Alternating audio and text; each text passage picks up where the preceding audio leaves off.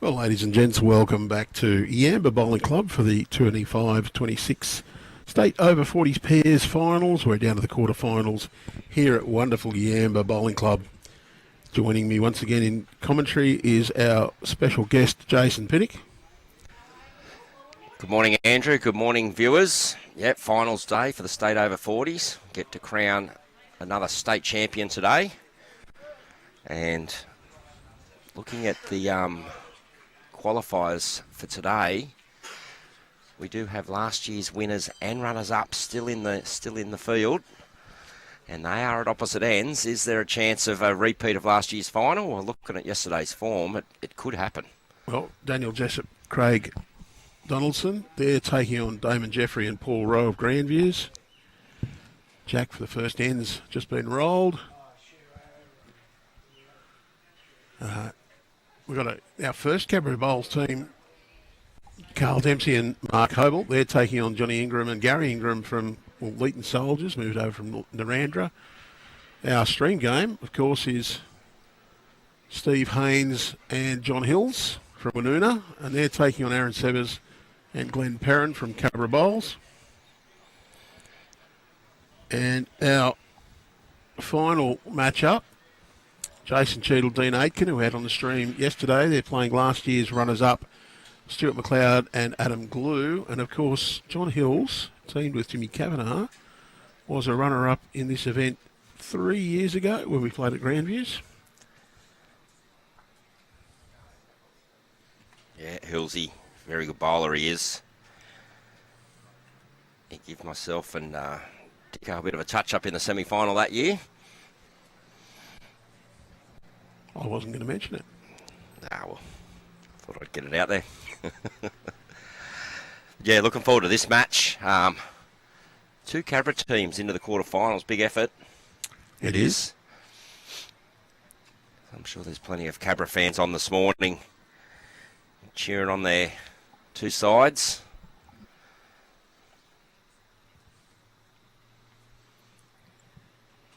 Blessed with another great day. Perfect conditions for bowls this morning. What else would we expect here in Paradise?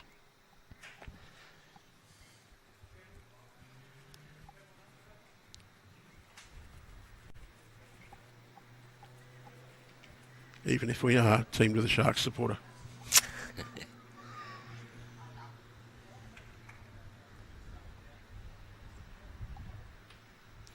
Well, he's on a very good track here, all the way to Jack. Well, he's got a slice of it. He's gone through. He's finished that up well. It's pretty good after dropping his first two. Just a little bit short. Give that one a chance.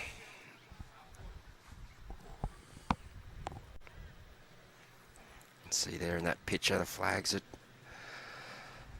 moving around a bit. There is a bit of breeze out here. I think the players will welcome it, though. It just takes the edge off the humidity this morning. Steve Haines. Well, probably good enough. Not a bad start. Very good start, and this is a sign of things to come. It should be a good day for the viewers to be watching. So Steve Haines and John Hills, they were one of three teams to have won two games in their section, and they got through with a better shot differential, the plus 14, over Mark Wheatley and John Arrowsmith of Gwendolyn, who had a plus 5. And the Hamilton North team had a minus 1.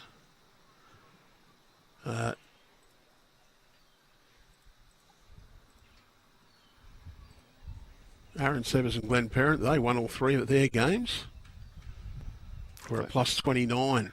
So maybe three good wins. Glenn's just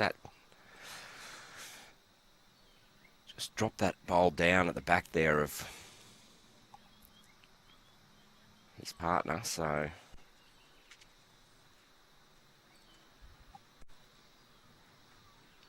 yeah, just three solid wins, nothing outstanding. No, plus 13 the biggest. Yes, so he can use that. Well, he's just got it through. I think one of John Hill's strengths is just Nice weighted shots to just arrive to the head.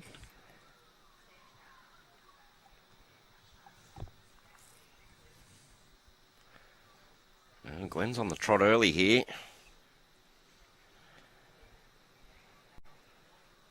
Pointed very nicely. Just sliding on through.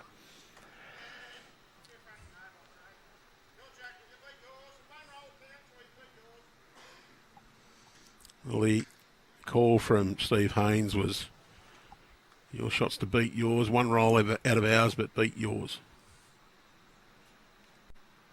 He's looking just to arrive.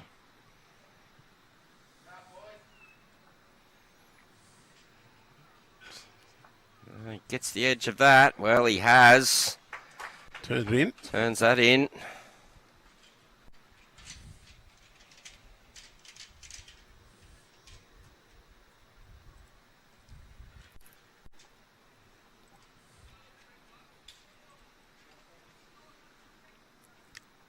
So what's there? It's a fairly congested head, I think, for Glenn Perrin. Probably just the backhand draw again, just trying to just skirt the Woonona bowl on the way in and should turn back around that fairly comfortably. Yeah, well, he's had great line both times down this side already. Just needs to adjust that weight. He's out on that good track again.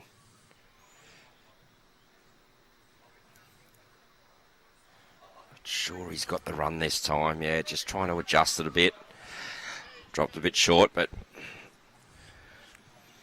You see Steve Haines indicating that jack high position well wide of the jack, and that's probably a very good tactic to try and get him to play that nice wide line, because it will swing back. We've seen that.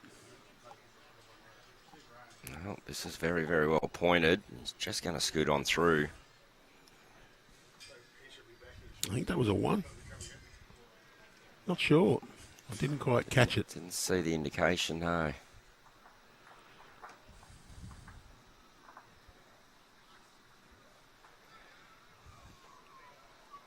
Fortunately for us.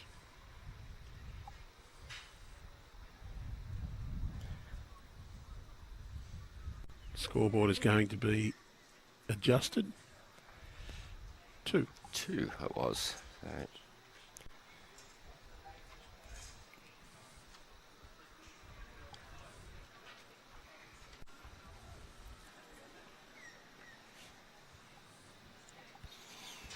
A little bit short from Steve with his opening effort.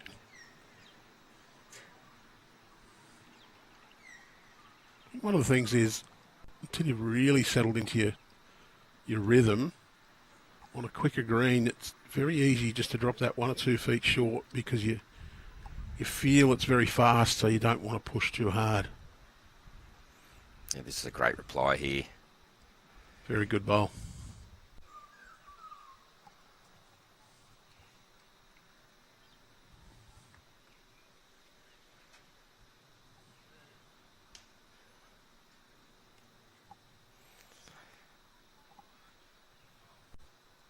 It's a good bowl by Steve. Giving it a chance. Finishing in a great home. Pretty hard to draw the shot there, but set up something for his skipper for later on. Well, your opponent's got pretty much a front toucher. 2 feet behind is near perfect reply. You've missed in extremely the right area because any touch on that shot bowl should push the jack back. And, well, that's another good home as well.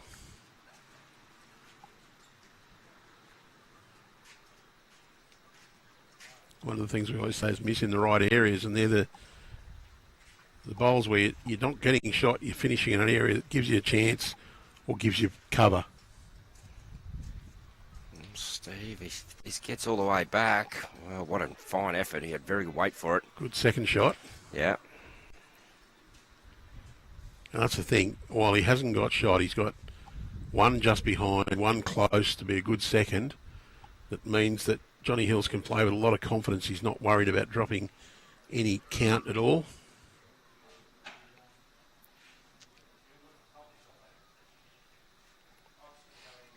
Arron's just left this one a little bit shy. Yeah, but what it's done, it's stopped that little draw down on the forehand now for Woonona. So they want to play that forehand and get contact. They're going to have to play a lot more weight there. Maybe able to dead draw around the bowl. It does make the back bowl more important there.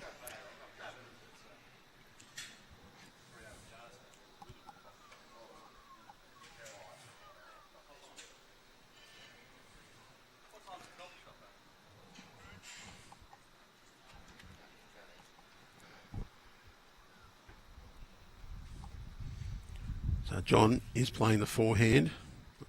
Looks quick out of the hand to me. Let's have a look at this turn, though. That is the side the wind is coming from left to right. He got all the way back, too, so... Well, I don't think he was quick. I think he was just a bit wide. That weight's probably pretty good to try and arrive.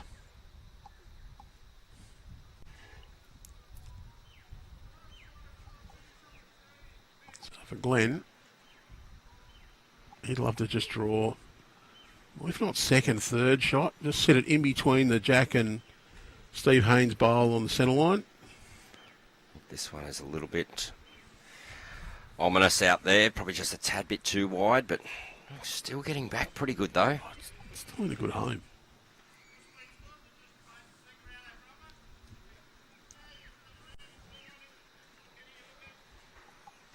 So just a reminder, if you are backing one of the teams in this quarterfinals and you're really interested in seeing their results, you can keep up to date with the live scores through Bowls Link. Just go to the Over 40's pairs page, click on the live button. We have got competitor scoring, so those scores, within a few seconds of the players updating the scores, they'll be available for you to view. And we will be running them across the bottom of the screen. There's a little cluster building up here for Woonona just there. You see the two oranges and the dark bowl there. They're all Woonona bowls, so might be something that Cabra are looking to defend. They'll be looking to try and draw one inside those. In between those two oranges would be perfect right now. Well, here we go. There's a little opportunity here. Has to be pretty fine because you only want to touch that Jack 2 foot, no more, because you'd be down. And again, you're one down. You'd only be one down right back. Opportunity for two would be a bit easier, though.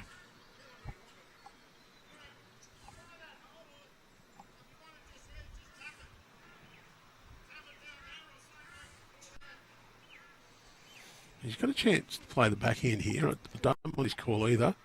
What he's trying to do is just get a little contact on that shot bowl, turn it over half a roll, and just give that Jack a little bit of movement.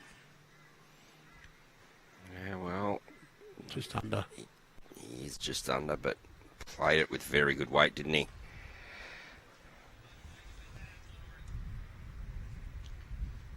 Cabra, they'll get on the board.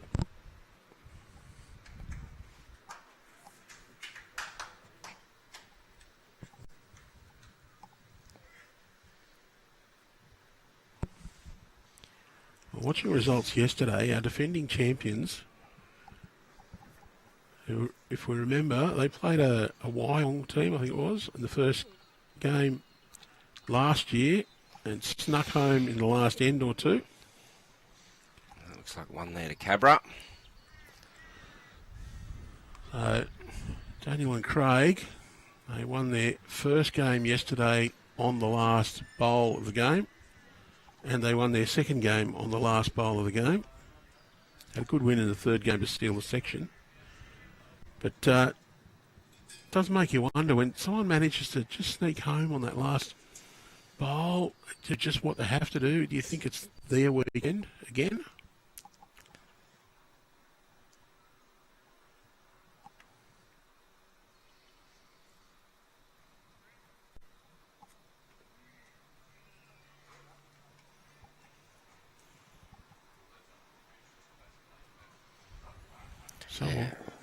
So often we see teams dominate in sectional play. They win their sections with great margins and then get into the finals in a scrap.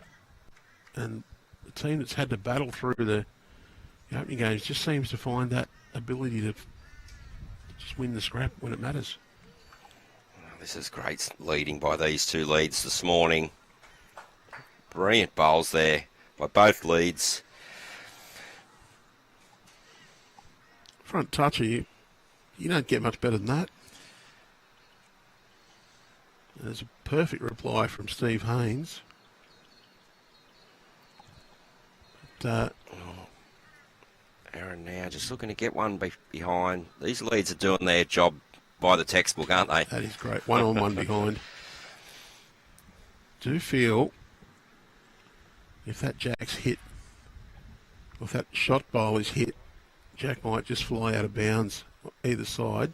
Well, does he hold on and get any contact? He's just slid under. Good effort. Nice weight again, though. Just wonder, is the tee the good place to go now for Cabra? Well, I think Glenn just asked Arron there just to get behind, but don't cross the line. There's an opportunity. If the Jack does go through, there's a chance he could rebound off that back bowl. Well, He's drawn another one. He has. Not sure. But yeah, it's... Well, just wonder whether that bowl being slightly short just might hurt Cabra. It's one of the ones where you try to reach that shot bowl and you're a bit narrow, but you get the little bit of love off the shorter bowl. Just straightens you down the line and you get the result off it. Steve now just trying to probably get a little bit of contact on that shot bowl, but if he doesn't, puts another one in a good area. Oh, he just wanted another foot of weight, really, but... He's got the contact. He did get a kiss, didn't he? He's just sort of got the resting touch on it. And he's made the target a bit better for his own side there, so... There's probably a chance now that shot bowl can go out without moving Jack at all. There's about probably a two-inch gap between the Jack and the shot bowl. Well, I think for Glenn, he needs to draw around here.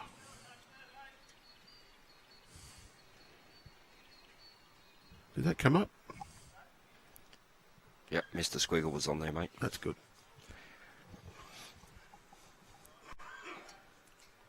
I love that tool. I think it's very helpful. If Glenn can just drop in there and get the cover, just wants to go round Arron's bowl. He's going underneath Just it. his weight. What? No. He hasn't made it easier for John. No, he hasn't. But John can still play to arrive down to Steve's bowl here. A little bit of contact. He's got the catcher.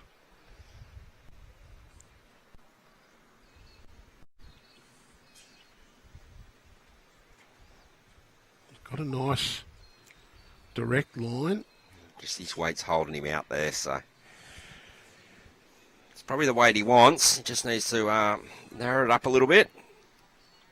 Oh, I think that's... He's finishing the a good two home, now, though, Andrew. yes. It's another one that's in that catching pen at the back for Woonona, so... Is that right, Woonona? Woonona. It is Woonona. Just making sure I got the pronouncement right.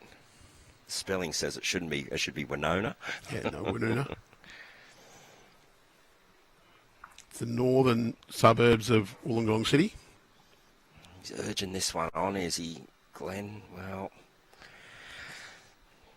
the opportunity's building here for John now.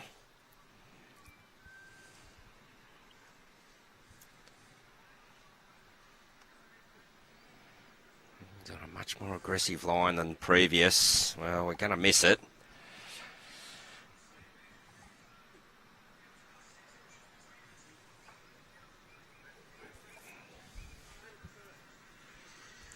As you're coming towards Wollongong from Sydney, you go through Waterfall, which I regard as the southern extremity of Sydney.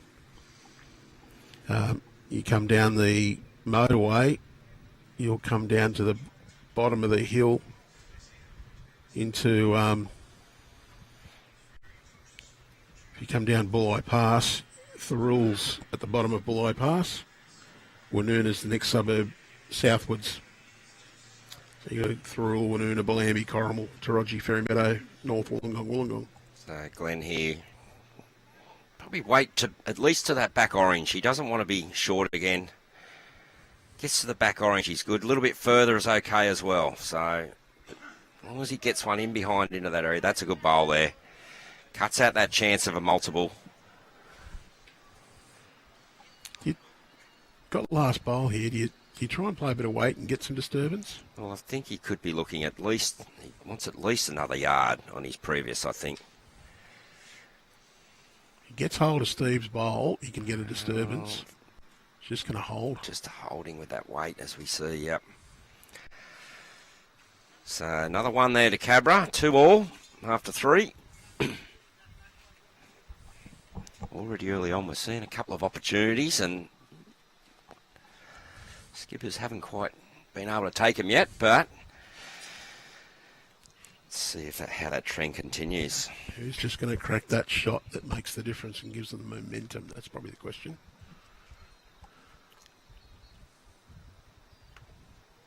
I'd say people from Yamba would love Woonona. There's a lovely rock pool ocean baths at Woonona.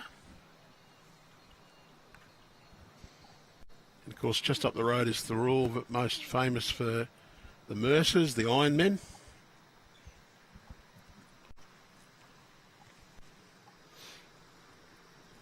Another great start there. These leads are on fire this morning, Andrew.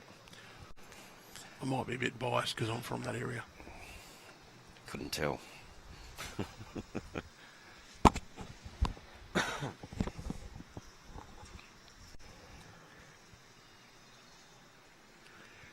He just wants to hold all the way down to the shot bowl. Now he has. Great shooting here.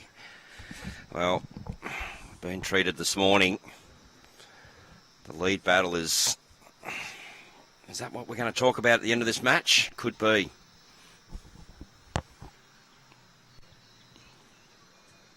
Well, this looks to be a good track, and his skipper's interested. Even John's clapping it in. Just going to be in behind. So this one to Woonona. Cabra, fantastic position. Start seeing leads plonk them on like this. This is when our game comes down to that matter of millimetres, doesn't it, Andrew? It's where you get the spectacular conversions, where someone just manages to sit a bowl and trail a jack a matter of 4 or 5 centimetres to really change the lay of the land.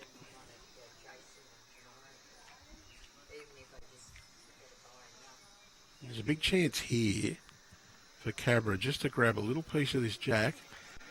Glenn's interested. He's up in that head. See, Johnny's even clapping it, so yeah. I hate bowling. Very good bowling.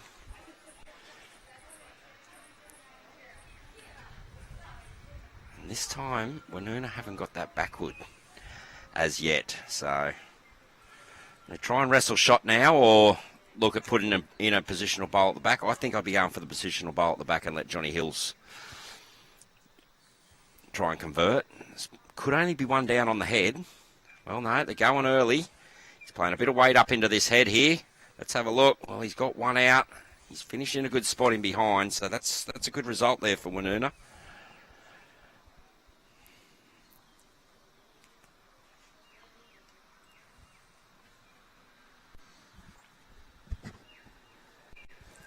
Well, it's an interesting dilemma here for Glenn. He's got a couple of choices, whether he tries to just slightly overplay the draw, maybe even just try and get a little move into that jack to try and hide it away, or does he try and cover this bowl? Either way, I think it's a similar weight, Andrew. Just a nice backhand draw. Yep, draw to that back bowl. He's got the best back. All the way back on the tee, so let's try and get that metre behind. Get to that back bowl. If you're a little bit tight, you can get that other result in the head there. So let's grass this very, very nicely. Well, it's another one right at the back. So that's 2 right at the back now. So it's a good shot on you for Johnny too. Like, he's got the opportunity of turning his own in. Inside of it, he can sit them through and stay for 2. And obviously those 2 back bowls of Cabras would come into the equation. You can also get a little rattle around, just drag the jack a metre. Yeah, ideally probably through the middle and moving jack is what John would be looking for. weight's not too bad, but it's that delicate weight. You got a very fine balancing line with the grass. How early is it going to swing? Because once you get a little bit of weight on, they seem to really hold their line for a long time.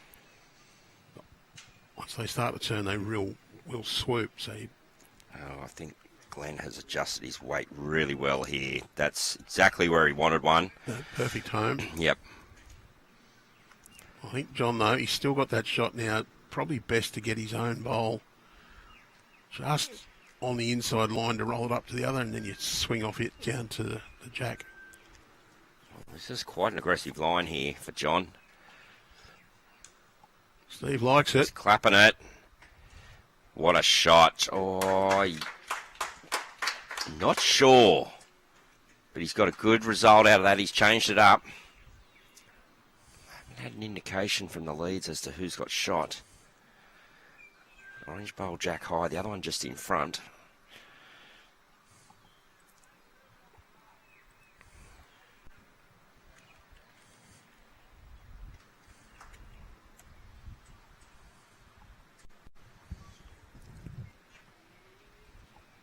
It's quite a tight line there, that is. I don't mind the attacking nature there. Try and just turn onto the orange or just tickle that jack a little bit.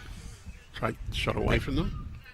See the call there. Yeah, he wants him to play that good metre through and get the bowl through. If he gets the jack clean, he's actually got the orange wide plus the dark bowl. There's a chance if he gets it far enough, he can get 3 shots out of this, Andrew. A couple of options in there for John.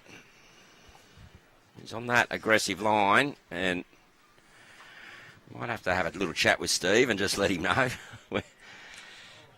Oh, well, he's got it down the line, but there is a Cabra bowl there. And one Cabra. Is it 1 or 2?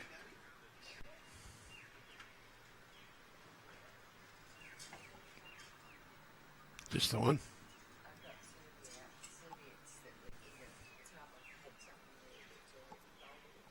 Yeah, just the one indicator. Just saw Glenn there. Yep, it was only one.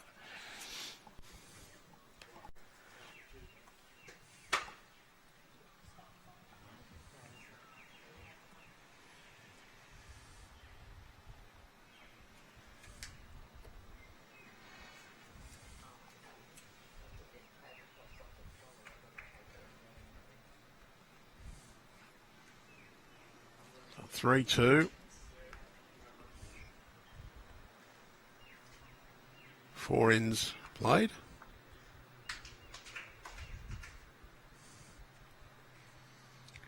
Same conditions as yesterday, 17 ends per match. Time limit of 2 hours. Have to have started the 17th end before the 2-hour mark. I don't think we had anybody timed out yesterday. We might have had somebody playing the last end at the bell ring.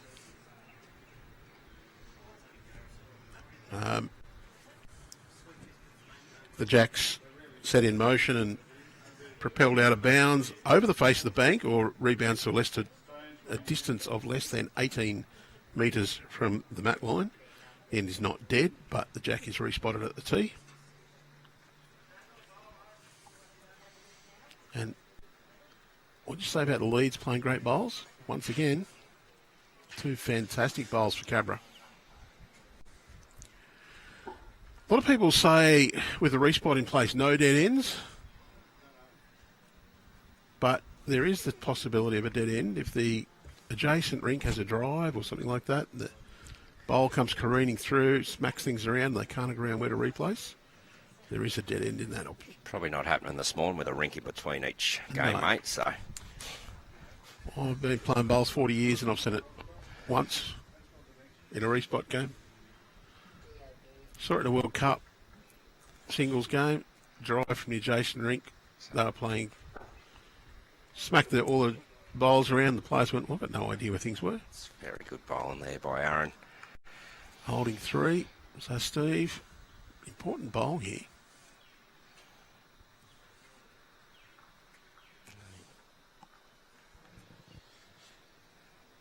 Not sure if he's going to hold up. He's just crushed it in the front, but that's okay. He's opened up that front of that head now for Hillsy. Good third shot, I think, that one. Glenn Perrin, I think he'll play the backhand as well now. Just try and get down to Arron's bowls. Even a little touch on the jack is good. As long as he waits there or thereabouts, he'll end up in good position.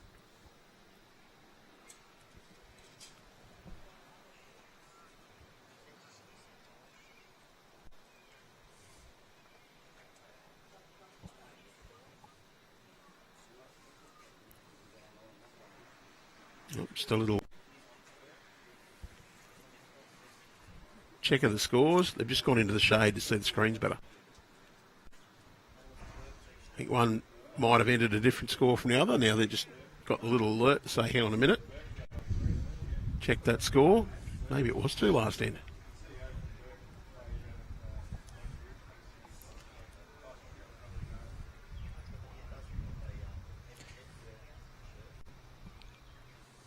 No, the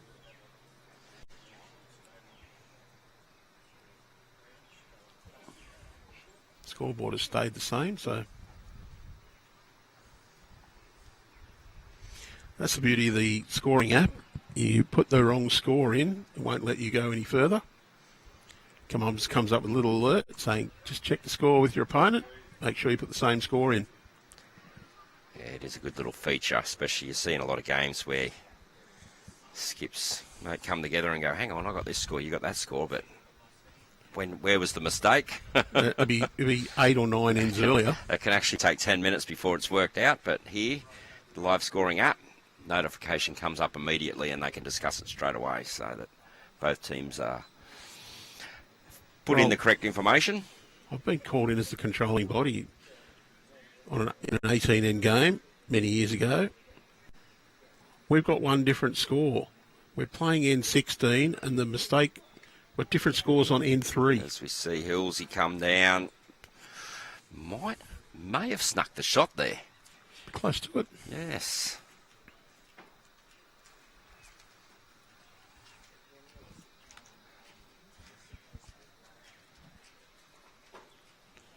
He's chasing it.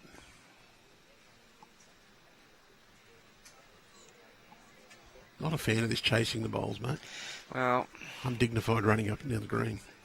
Yeah, but I'm not built part to of do our whatever. game. They like to come up and look at the heads, so People make rude comments to me when I run, like Well, repair your own divots and that sort of thing. I wasn't going to get into that. I was trying to be kind, Andrew, but can understand why you don't like the running up and down the green. They're my best friends who say that too. Johnny Hills, backhand draw. Yes. Doesn't need to do too much different from his previous bowl. He'd love to have a fraction less grass, I think. Yeah, he's just got that weight, Speed. hasn't he? Well, chance here for Glenn, down on his hand. Just around that trail of jack, but ideally what you'd want to do is hit the inside of this bowl, roll it out there and stay for 3.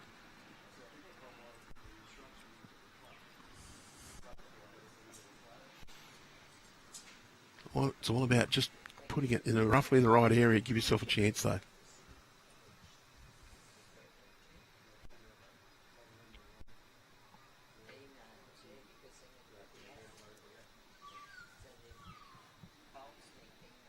Well, he's on a good track for it. Just comes down to his weight. Well, that just really hooked across. Probably his weight. Oh, he nearly got a result off of that too. Not quite enough slide. There you go. If he got a bigger piece of that and put him straight down the line, it would have been a perfect result. Yep. So Steve just did indicate it's definitely one shot to Woonona there. So John Hill's orange bowl's definitely the shot. I wouldn't count this as a free kick, but it's one of the ones that you'd really want to make sure you make another one count. He's in a good area too, Andrew. Look at this. Stay on Look his at own. this. Yeah. That's a great bowl, Johnny Hill's. Sensational. Oh, he's got he back might have onto made the 3. jack.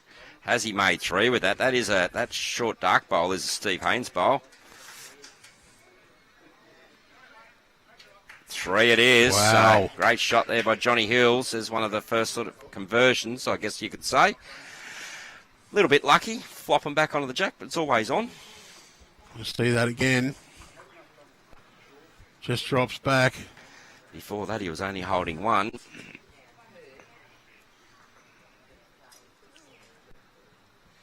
Perfect result.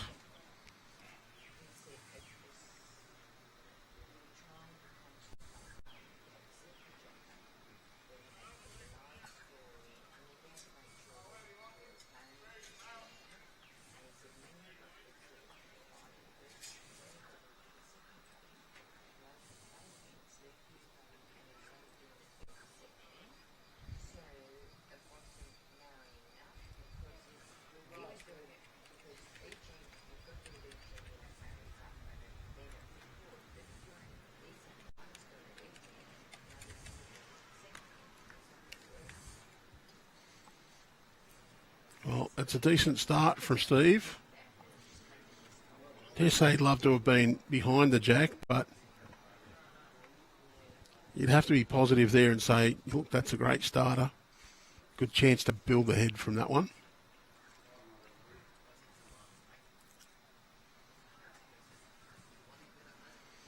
Well, big year coming up for Yamba Bowling Club, Jason.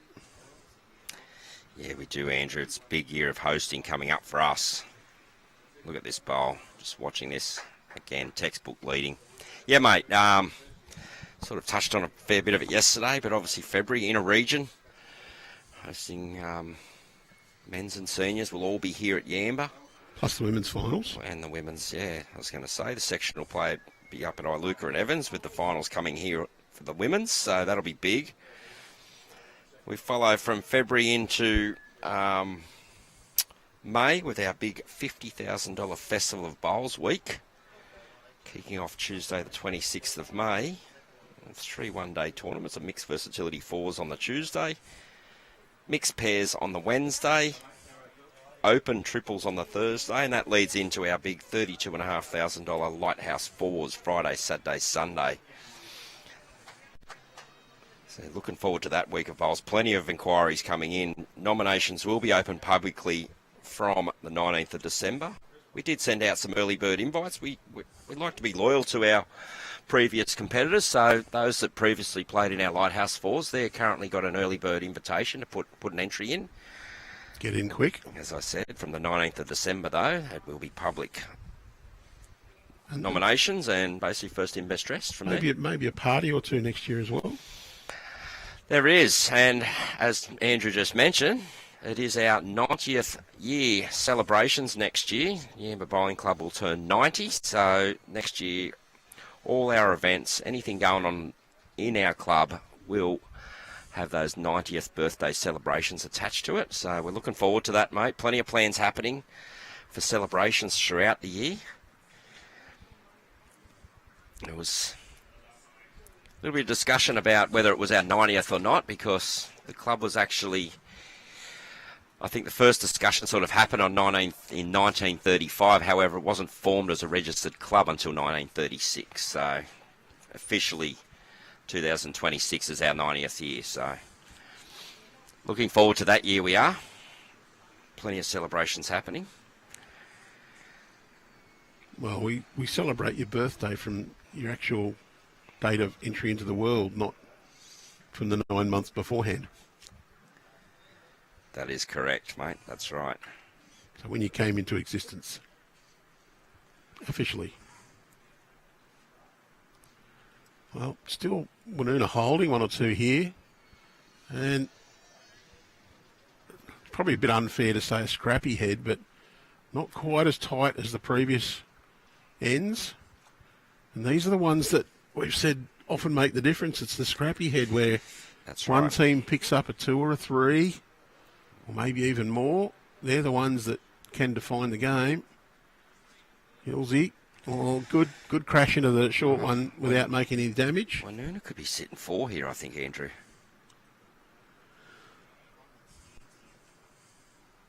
Big bowl here. 2 remaining for Glenn Perrin. But he'd love to get it with this one, not leave himself the pressure on the last. Well, he's got the first bit right. His grass is good. He got the running. Well, yeah, he's done enough. That's well done, Glenn. If he's not shot, he's probably second. He's no longer 4 down. I think there's a chance here for Johnny Hills, though, to try and push that bowl through. You can almost play forehand through your own bowls. This is what they're looking at now. You can see that. There's a fair few more opportunities there to get the shot. Well, the other thing is, if you do hit it on that forehand side, get the inside of the bowl, you're pushing it out away from the jack.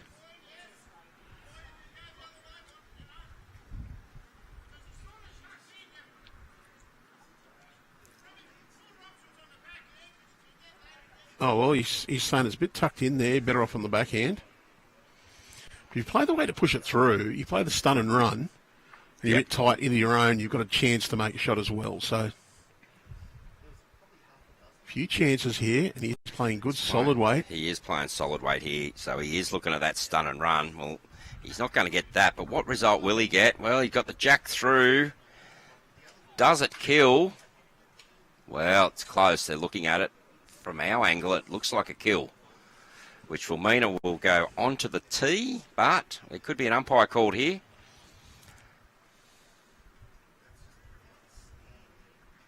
No, players have decided it's out. So we'll Steve Haines, bowl right on the tee there, the dark one. So we'll reset at the tee. So that's 2 shots now to Woonona. So Hillsy got the result. Well, it's one of those ugly scrappers where you just whack into things, but he had plenty of options there. That was the thing. If he gets the bowl, he's probably sitting 4, so he's got a fair result. Yes. It's one of those ones there, probably not what he was aiming at, but you can't complain about the result because that was what they discussed, the options. It's a mighty fine effort here from Glenn Perrin. Oh, he's close to second there. Not quite got there, but one shot to... One indicator, so yeah, he did get second wood there, Glenn. Good, very good bowl. We played 2 very good bowls. Yeah, 4 down, close to wood, then got second wood at the very least. 2 down, got second wood again, so.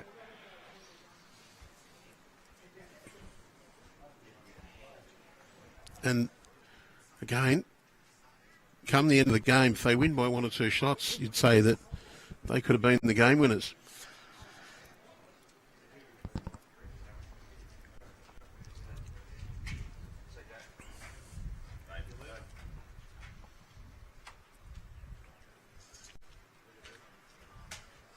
Steve Haines, just a bit shy with this one. They've gone fairly long.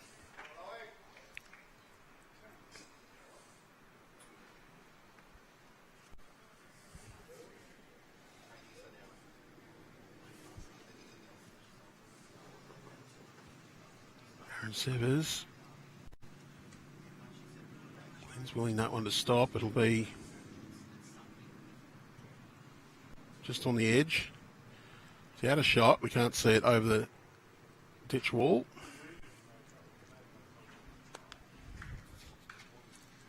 Steve needs probably a metre, maybe a little more. He's got it. Got the little more. It'll be shot, maybe 2. Still plenty of room for Cabra.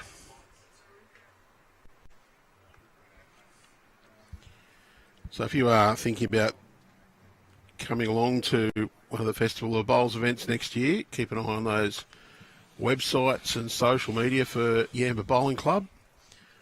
And I can suggest that if you want somewhere to stay up here, you can't go past the Twin Pines Motel, which is literally behind the rink we're playing on. The motel, very comfortable, nice and clean. And a 30-second walk from the Yamba Bowling Club, so nice and convenient. Of course, the Aston as well. It's a bit further away. It might be a 50-second walk. just down around the corner, both operated by Yamba Bowling Club. Oh, this is very good bowl here, Arron. Much needed. That'll give him a boost of confidence. Last end wasn't the best. He didn't start off the best this end, but he's finished well.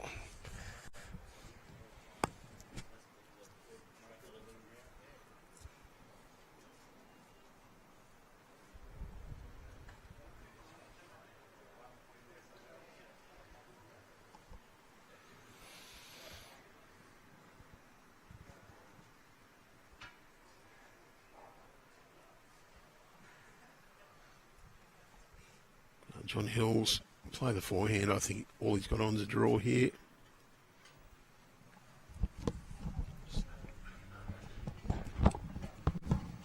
Just looking to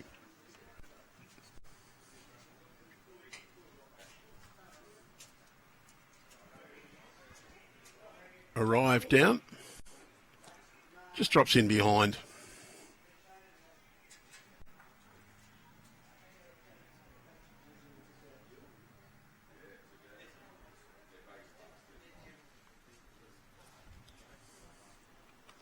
Glenn holding one. Looking to add to the count. A slightly tight line, but if he gets onto his mate's bowl, well, he's only ever so slightly tight. That is a counter. And again, it's after the tightness of these ends, it's slightly wayward.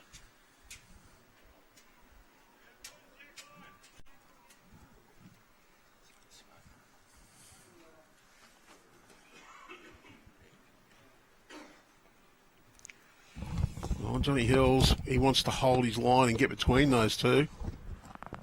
Well, that's a great result for John's second shot. And again, it's the skippers just producing that little save there. He was coupled down, got the second shot. Slightly looser end.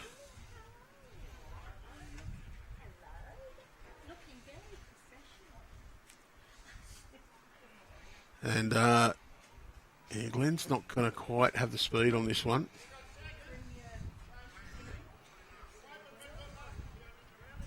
Yeah, he's just going to try and draw. I don't think it's worth trying to play any real shot there. Too much risk of giving another one away.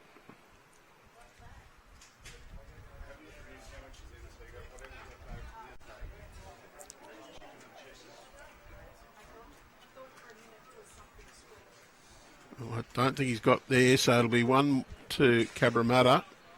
Glenn Perrin a chance to add a second.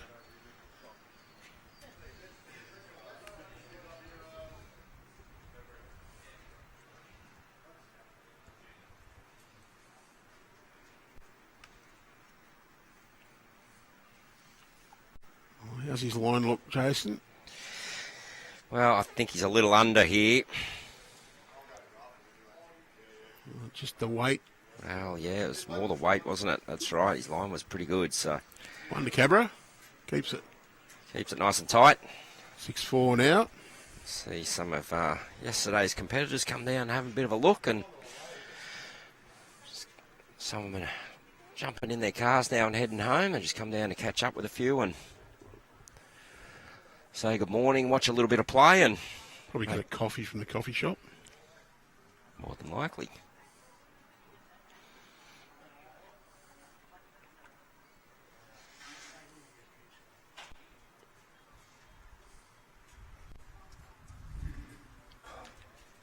Oh, 6-4, nothing in this.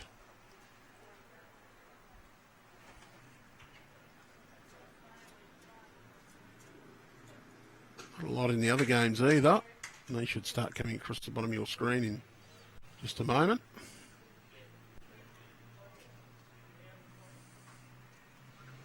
Grandview's leading last year's champion, 6-2.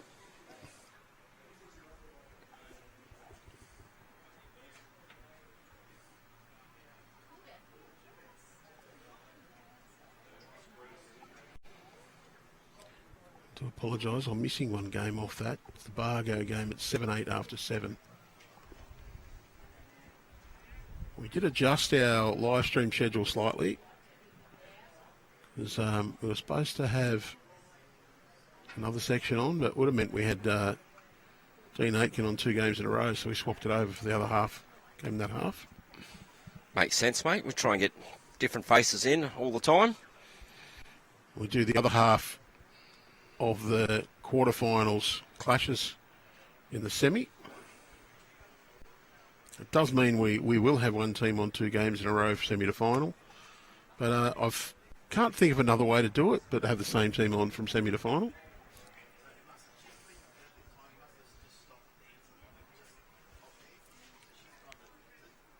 Steve Haines probably holding a couple there. A little bit of room though.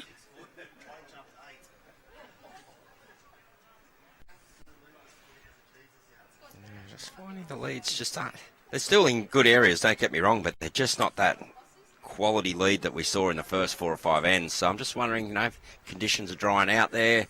Green might be quickening up a little bit. The wind's picking up.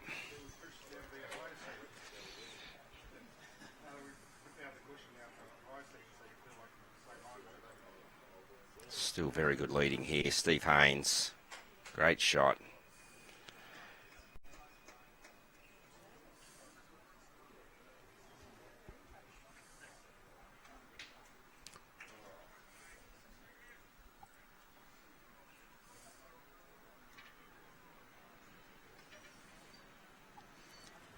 Well, I think there's an opportunity here for Woonona to play the forehand. First up, though, then Perrin.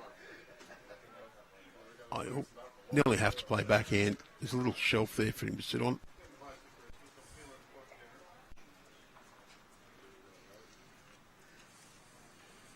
Yeah, there's plenty there to sit on, isn't there? Well, really, Johnny Hills can play either hand here. He's just underdone his grass here. Just feel the forehand's probably not a bad option. You can draw in underneath those. Backhand as well. John's probably not got to worry about mucking things up as much as I do. Yeah, John will just be looking to come down that backhand. Sit on them bowls. There's that shelf there. Can still count. If he gets another one in there, a bit of number pressure. Can do some marvellous things sometimes. He's just underdone his grass here.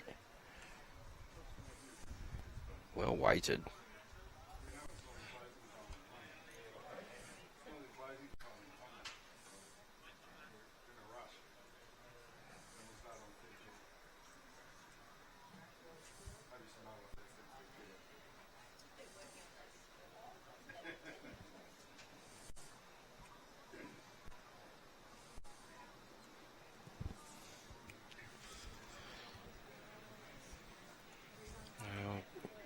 Just got to be up and at this a bit, Glenn. He is just scooting across the head there.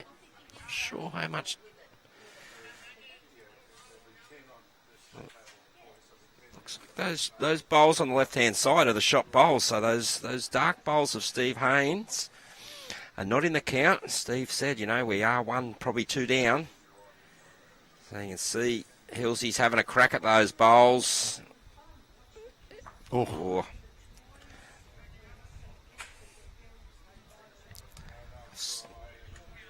Sort of still like the trail of the jack down on the forehand. Just momentarily lost a little bit of picture. Yep.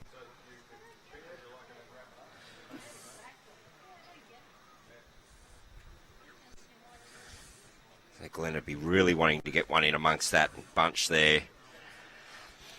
See, that's where the danger is for a multiple. He's wanting this to run.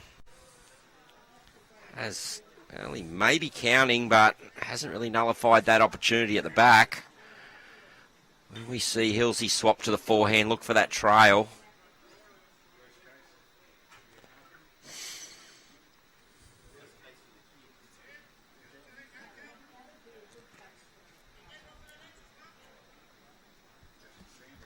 Sounds like he's going hard.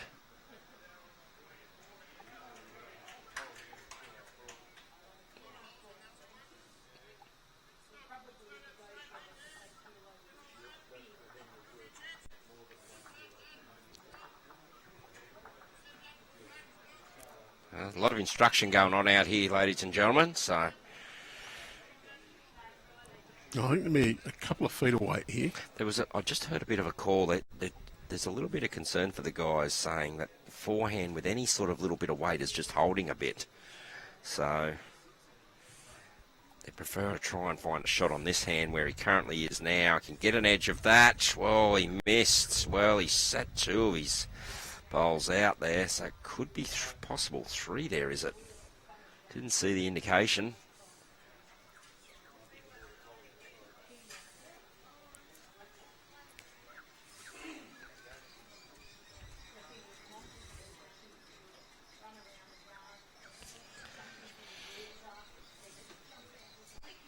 Seeing one of the supporters there.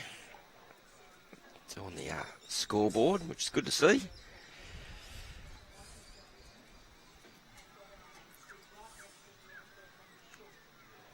So it was a 3 to Cabra there.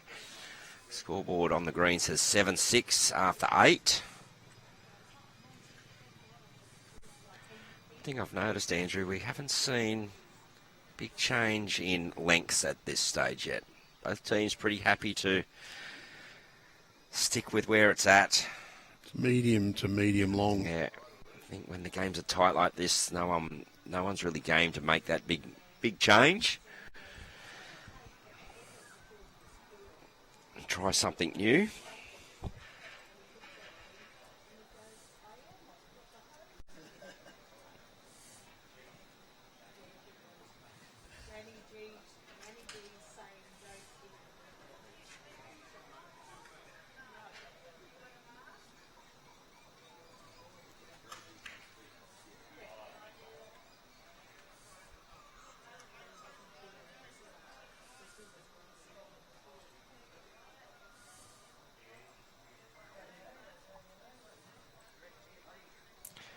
Good correction here by Arron. He's got the shot.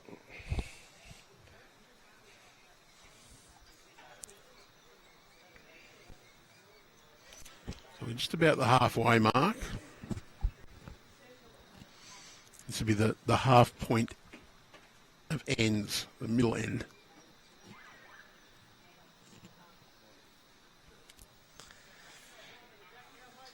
Little siren off in the distance there.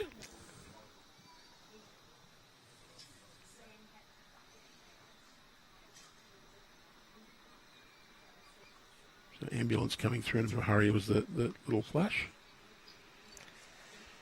This is a good line here for Arron. Just trying to get around that bowl and get to the back bowl. Just around it. And he's finished in a very good home. Glenn's very happy with that. I think I've noticed a trend here that the teams that are drawing the shot more often are the ones that are getting the most success. Seems to be the pattern in this match. Well, I think it was the pattern yesterday too, that the ones drawing the bowls, the conversion shots, just that bit difficult. That the quick ones that are directly at the jack, probably the easiest to play. It's just when you're holding back the weight, they seem to have a very higher degree of difficulty to pick the right grass line. Yeah, it's a little bit of the wind out there as well, and obviously playing in one direction to the other. One way it's very wind affected, the other way not as much, so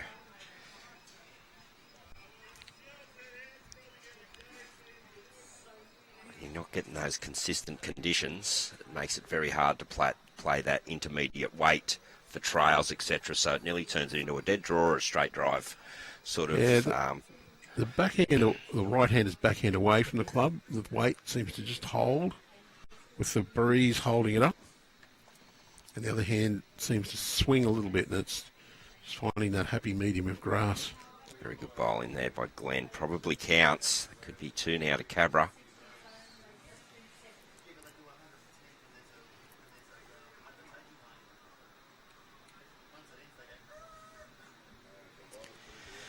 Well, Johnny Hill's just looking to draw down here. Better be careful being skinny though, but he's got a little bit of weight on this, Andrew. Has he got the jack? He has. Straight gone back to the Cabra straight bowl. Back to a Cabra bowl. So 2 down to 1 down. Good result. It's a lonely Cabra bowl. It's a lonely Cabra bowl, so going to be wanting to get another one in close here. Even just get third wood.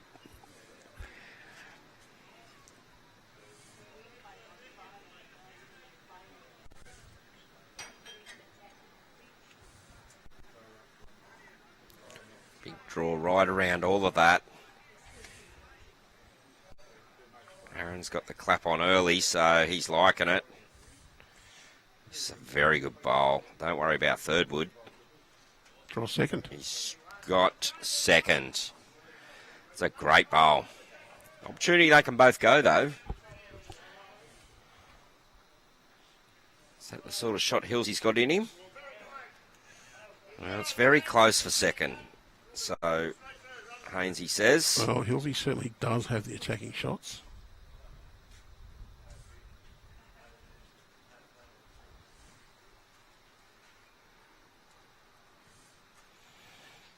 Here we go. Ooh.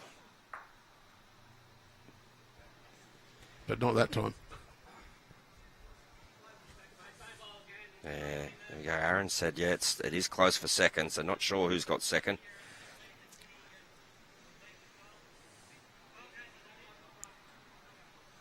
Yeah, I think Glenn's looking there to arrive on the backhand through the orange bowl, thinking that if he's slightly tight, he trail the jack through to the ditch. The only thing he doesn't want to do is just get a clip on it and cut it out. No, so it's a weight. If you're playing the backhand, it's really weight. He's got to play absolute dead draw weight where you're only just turning the bowl, no effect, or you're going a lot harder. You're not playing a metre of weight into this head. A metre of weight will knock that orange bowl in for shot. You're either dead draw, or you're going a bit harder. Well, actually, a 3 or 4 perfect metres. draw would actually not reach the jack. You just get in front of the orange. Whereas the other one, you're playing enough weight to punch the orange bowl into the ditch.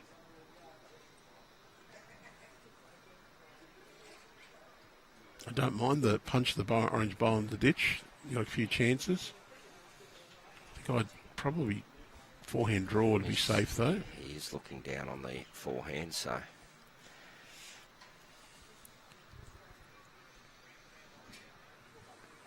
He just does a repeat of his last and he's pretty close. Well, does he get back enough here, Andrew? He even gets the back edge of it and will flop it in, just like that. Well, it's definitely two now.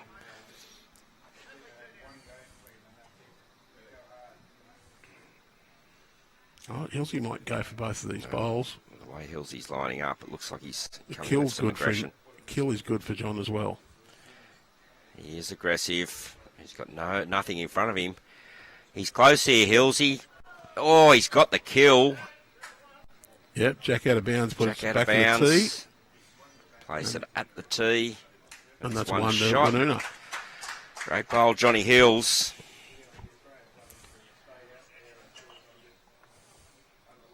Seven all after 9.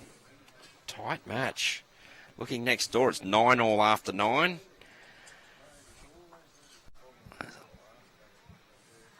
There's an 11-3, and I can't see the far rank here, but you can check on the Bowls Link results portal.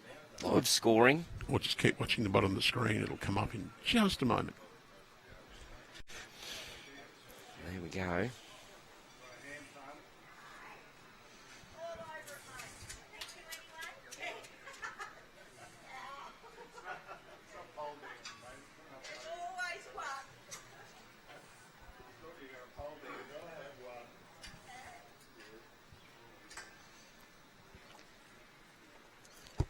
Did say that the ticket will be just a few seconds behind the score on live. The one hadn't quite gone onto the system yet. All right. I'll be back in 5, Andrew. I've got to go and sort out your prawns.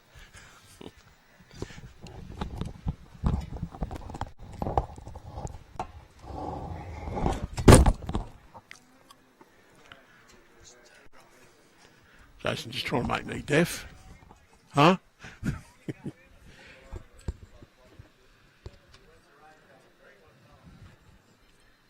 So, it's a good start for Cabra again.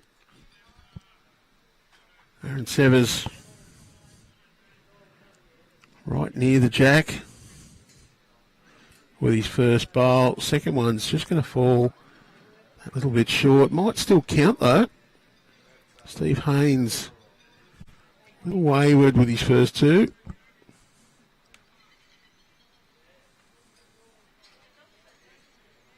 Not too bad a path this time.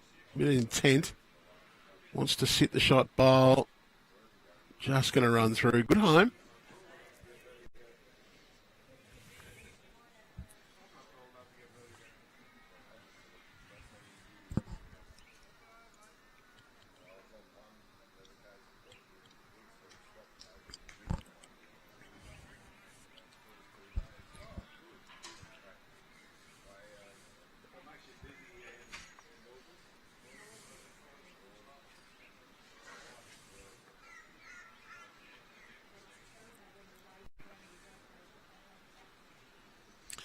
Seven all after 9 ends. We've got 7 more after this one to play.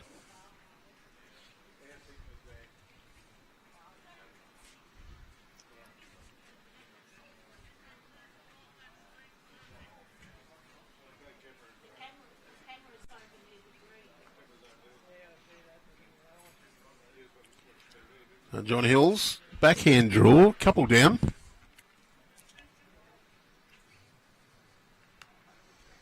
Just wants to arrive up. It's his own bowl on the way in, so he can afford to at least be a little positive. He gets a roll out of that or comes inside, sits the shot bowl.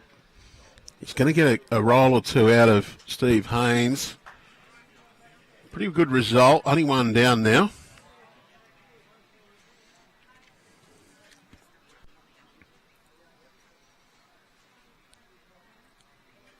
And Glenn Perrin will follow down. Can draw towards that bowl that was promoted. You can almost guarantee that John will be arriving on the backhand with his next bowl as well. So Glenn looking to just limit that opportunity. That's not too bad a home to do that, but the path definitely is there around it. That one's on the centre line, it's not really in the road. John wants to come just underneath his own bowl out to the right of screen. Can get to the bowl behind the jack. Ideally, though, he's just going to touch the shot bowl. Get a little tiny disturbance on that jack towards his own teammate's bowl. He's very close with his previous bowl. Fairly good line here. Just got his own and going to flop down. Still one down. Fairly good effort. He's got 2 behind the jack now. You can see the indication from Arron to Glenn. Let's get one in behind here. Thinks that's where the jack might spring to.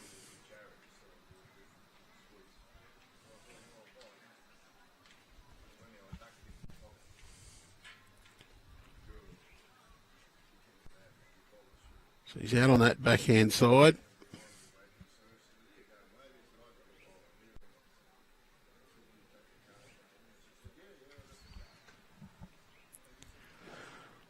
Well, last chance for John. He wants to get a little disturbance on this shot bowl. Little spring of that jack should go to him. He's played his opening 2 very close. Steve stepped back. Now he's interested again. Oh, he's got it absolutely spectacularly. Turned it into 2.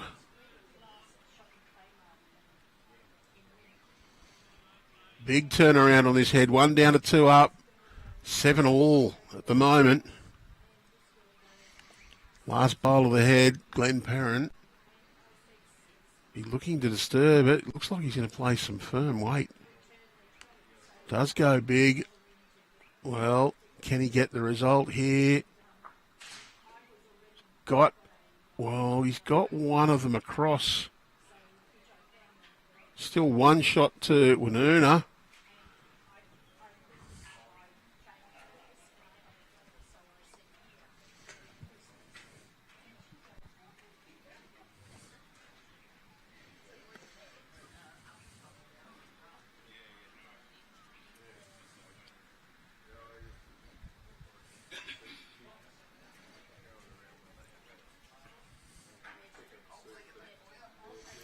So that was a sensational effort from John Hills.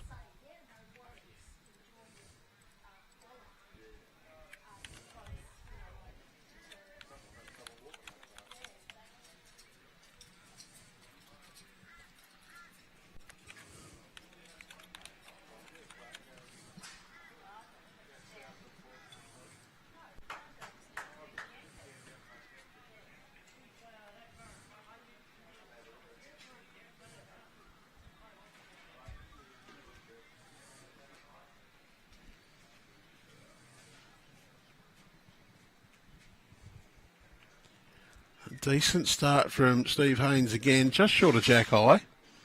Does give an opportunity here for Arron though to draw just inside it. Just going to slide across and see that really take off once it's crossed the line. Slightly overcast here today, a little bit of greyness off to the, well, I think that's the south. Not really expecting any rain for play today. I think the greenkeepers might mind a sprinkle tonight. Steve Haines, another decent bowl, just cut the head a little.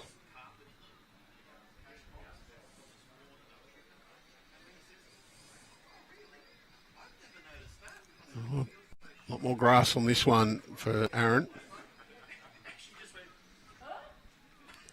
And just going to come around the back. Very good effort. Oh, it's almost drawn in for second shot, that one around the back bowl.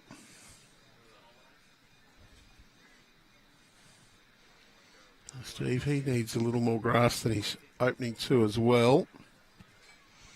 John Hills is liking this one. It should hook nicely in now as well. And, oh, it's just out, I think.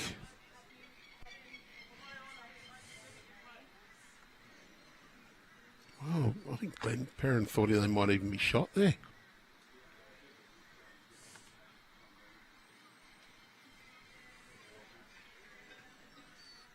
Here's a change of hand for Arron. Wants this to run out. Not too bad an effort. Last end though, this is the bowl from John Hills. Just got the little feather. Pokes the bowl through to make two.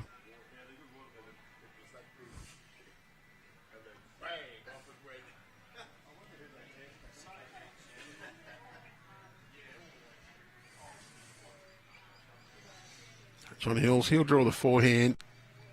Steve Haines bowl just in front of Jack High on the way in there. Got a couple options. If he turns that one roll, it's definitely shot. Can also draw down to the closest Cabra bowl behind. Wants this to really swing back now. It is coming quite briskly on that hand. Just going to run around.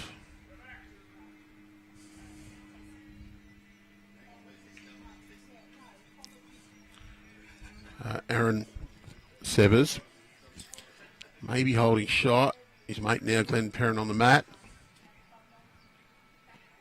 Following him down backhand side. Well, he hasn't quite sent this one. Do you think there's a chance here for John to play just a little more positively? Down through this area.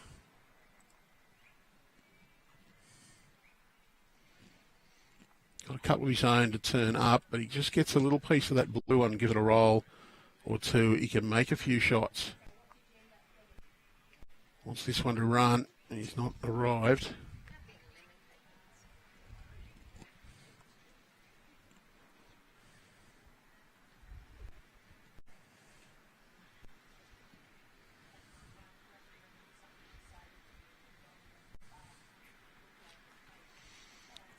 critical for Glenn to get another bowl in that head. Just to limit the opportunity for John to play a conversion shot. He too has just dropped that bit short. So will we see John Hills try and just arrive down through this hole, get a roll out of that bowl?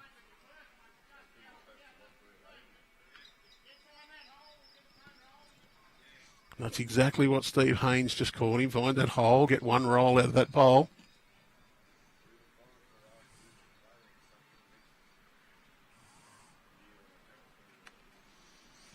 So if we can just find that port.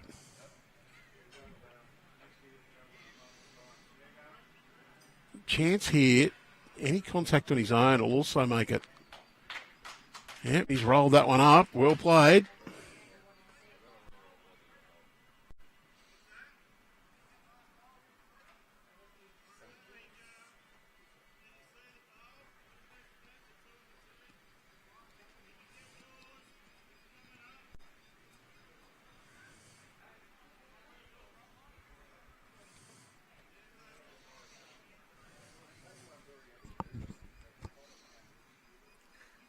Perrin down on his head. Looks like he's got plenty of speed. Is he going to hit something? No. Just going to slide through. Probably a little unlucky. One for sure. And they'll have a look at the extra one. Steve Haines says, well, I'll chuck the tape on and see. Could be measuring for a few here. It's a bit hard to tell. That bowl drew round Steve Haines and actually came back up the green a little bit, so.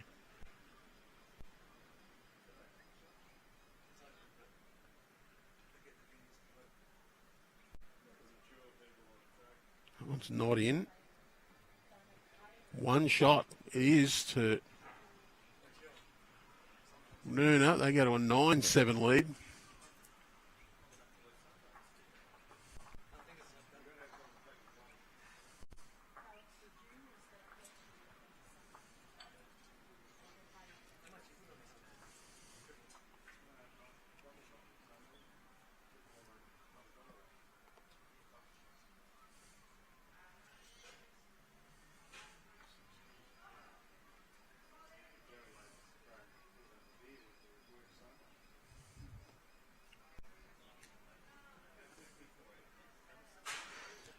Fairly long length rolled here by Woonona.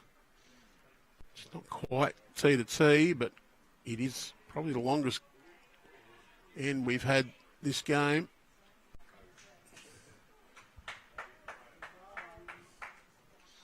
And what a bowl from Steve Haines. Front toucher.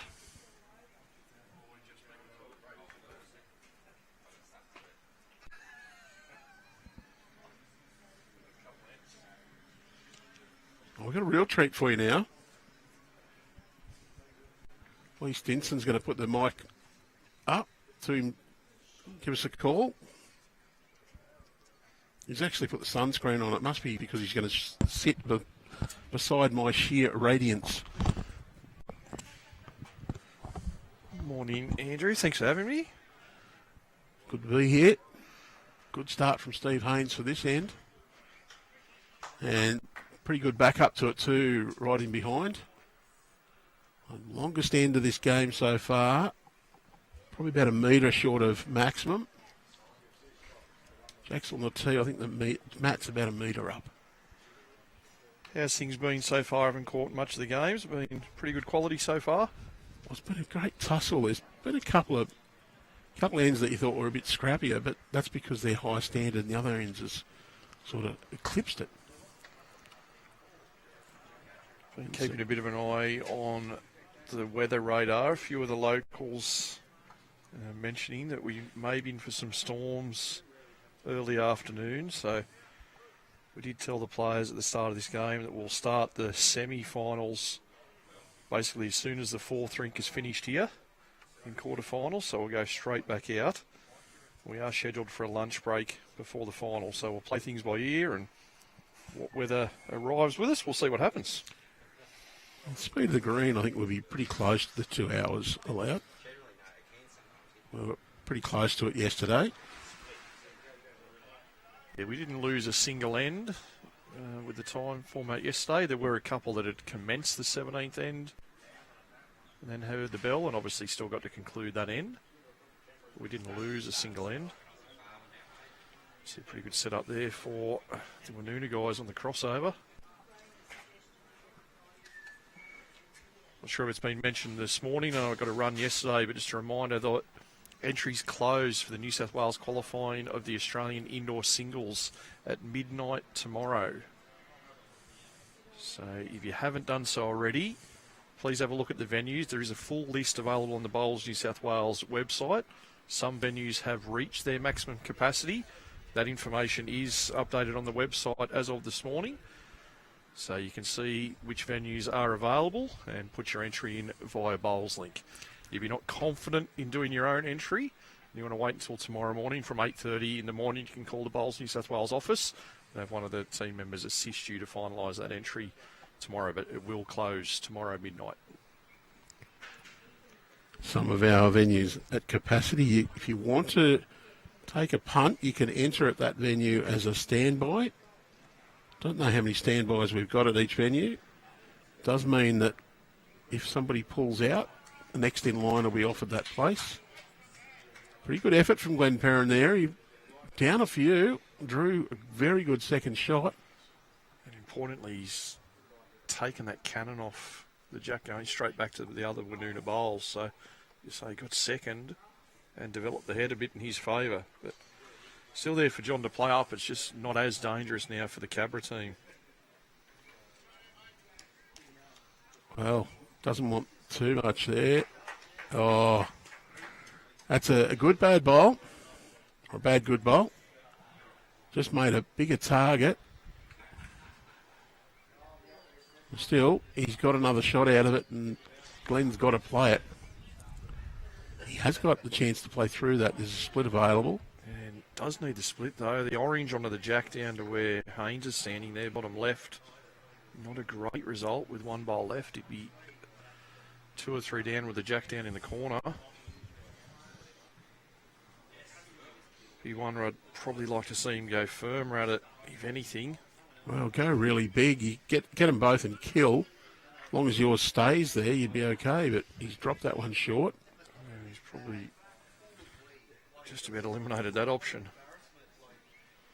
Finishing centre line. John Hills. Muggy out on the green. You can see Glenn just in front of us here trying to really dry his hands. That one mightn't have came out as good as he wanted. A little bit overcast here today. The left-hand side is, from our vantage point, into right-hand side of that shot on screen, he's starting to build up. A little darkish grey out that way. Over here, the locals mentioning there is some potential storm activity somewhere around 2 o'clock. But thankfully, the rain is not due until later on, more so in the evening. So, do get some storms and we're off for a lightning break, so be it, but hopefully there's not too much rain in around that time, and it might be a short break and then back in action. You can see the guys there just looking at options. Glenn peering down left-hand side of screen, his forehand, a bit of weight just around his last one there on the centre line. He may just get to the split or turn the bowl through the jack and out of bounds. The Bureau actually says storm activity for up to about 12 hours from 2 o'clock. So hopefully they're a little bit conservative with that. We can get on and get this finished before anything arrives. So forehand, quite firm swinging weight. Ideally the split. So he goes, needs a bit of turn now. Well, that is the hand that will turn.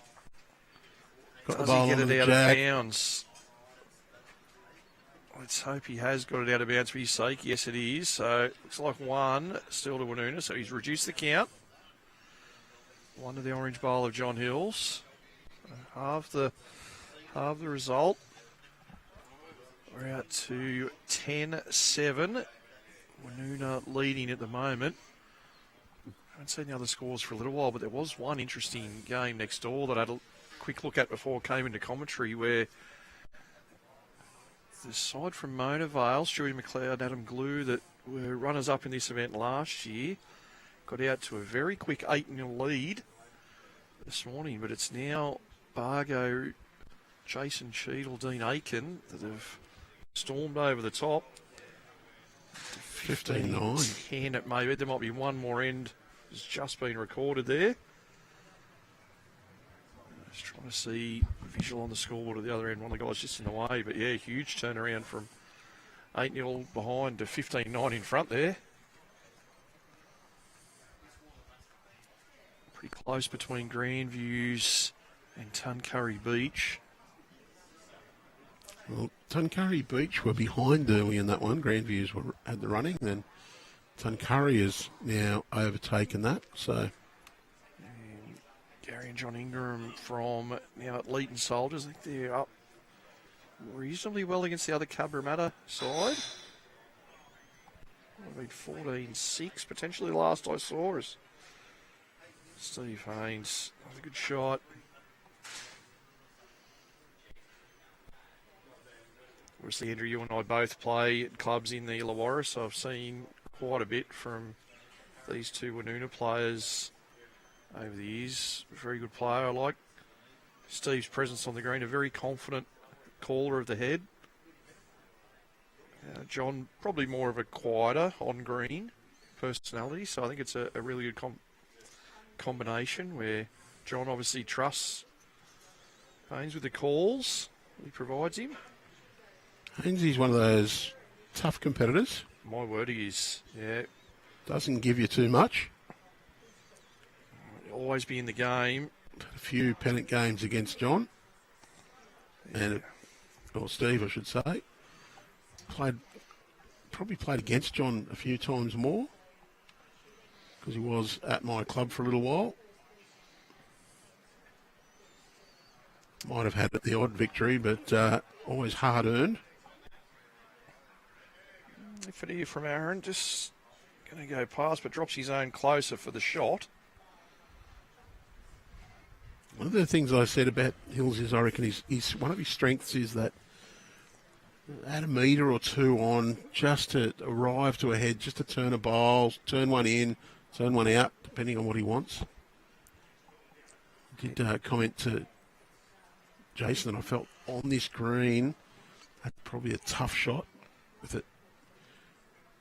The wind has dropped a little bit, but when the wind was holding it up on one hand, so with a bit of weight would hold you out, and you're getting plenty of turn on the other with the wind. Yeah, definitely agree with the way you said that he plays. Not to say he doesn't play the firm weight, but he's more likely to go to that just metre or two on shot.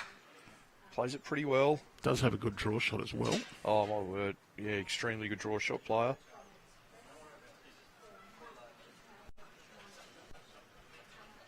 And, well, the Cabra boys, you probably don't hear much about them because of the absolute plethora of stars at Cabramatta. I've seen them a little bit over the time. I'm trying to...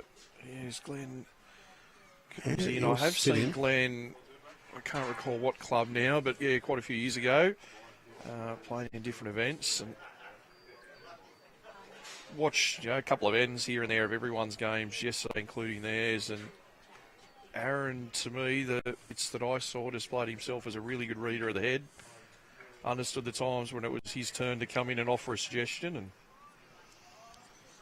pretty well down from John here as well. Just going to get the sit and stay. Yeah, great shot. That'll be number one. Still a bit of room. And come either way to that. Arron just called even on the backhand. Ideally sit the orange, but if he rests on his own first bowl, that'll be enough for shot as well. And at the moment, I think the score is actually a pretty fair reflection of the game. Not much in it, but the Woonona boys just feel that they've played a couple of big bowls just to get that slight edge. Does he come all the way here? That's enough for shot. That one's brilliant. Well played. And Perrin. Great into bowls. You can see every bowl just given that chance to arrive. Either to the jack or just past.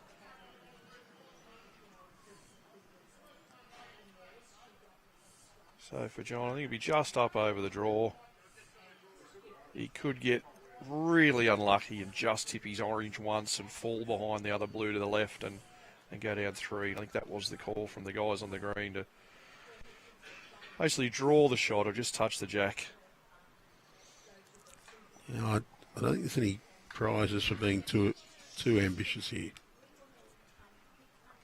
You get 2 rolls out of the jack, you'll be 2 shots. Follow it for one. Line, is he? Yeah. Yeah, just a little cautious probably. 1 down in this situation is probably not too bad a shooting. So does Glenn look to turn over, as we said on the forehand? Just miss the jack and lift the orange up once. He seems like he's happy enough. These guys have been out there now. We're on end number 13, so they've seen enough of this green to know what hand they prefer.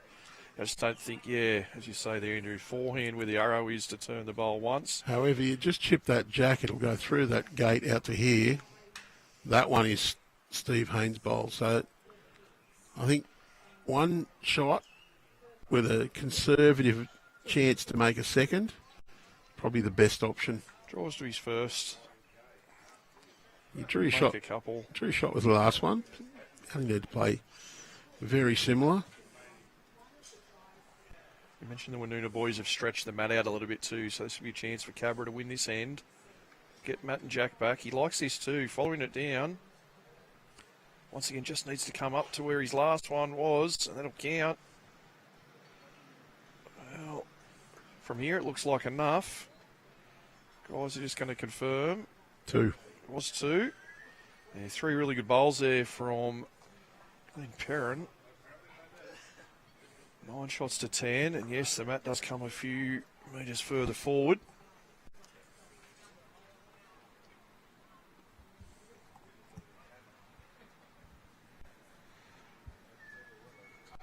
So 10-9, 4 ends to play.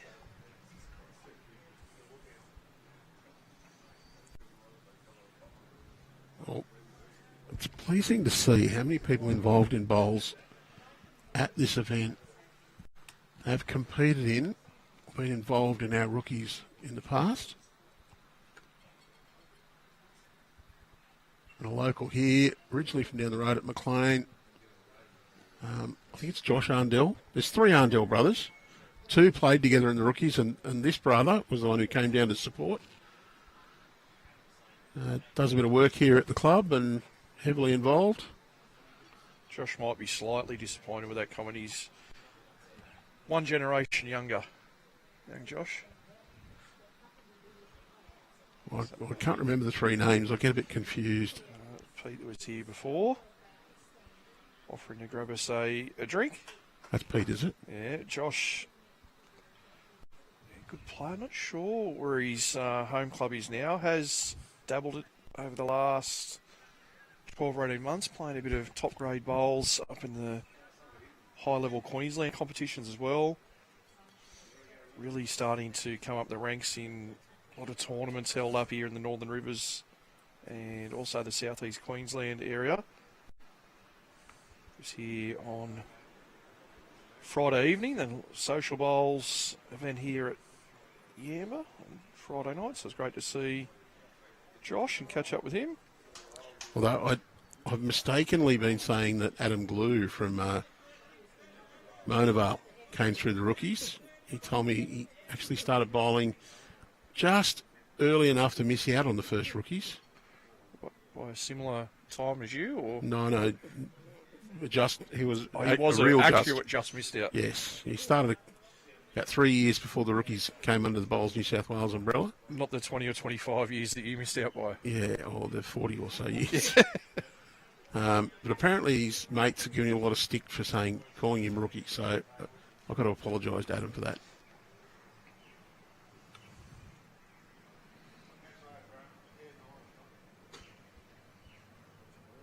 It's one of those slightly looser heads. And these are the ones that present the opportunity for someone to score a count. And I think it's making the most of the looser heads as the ones that actually can win you the games. Yeah, so Cabra, at least one there on the crossover. 4 ends to go. You're down to the business end. I'll just reload the scores to come across the bottom of the page. So the defending champs from Tuncurry 13-8 in front of Grandview's there now. A few ends to go. Leeton 14-6 in front of the other Cabra side. That game, of course, on screen here 10-9. And the fourth quarter final, as we alluded to, Bargo with the lead over Mona Vale. Now 6 the difference with 3 ends to go. Very impressed with Glenn's delivery. It's very compact, very smooth. Gets the bowl away very nicely. You mean all the opposite things to you and I? Yeah. Maybe that's what he's done. He's watched our 2 deliveries. That's what not to do. Yeah, we do. The exact opposite of that will be right. So for John, like you said, there is a few gaps, but he just needs to give all 3 bowls a chance here and try and sit a bowl or trail the jack. I thought before he came down that the forehand looked a better shot. I wondered after Glenn had rolled that bowl whether he'd come back to the backhand under Haines' short one on the right, but he stuck with his thought when he left the head of the forehand. Well, Glenn Perrin, he can start put a bit of pressure on here. There is a chance for John to trail a jack for 2 or 3, but there's enough holes that if he misses, he could quite easily drop a number. I'd have been incredibly tempted to go behind with this one. Well, that's made a difference. It's going to be up and down for shot now. Changes the approach.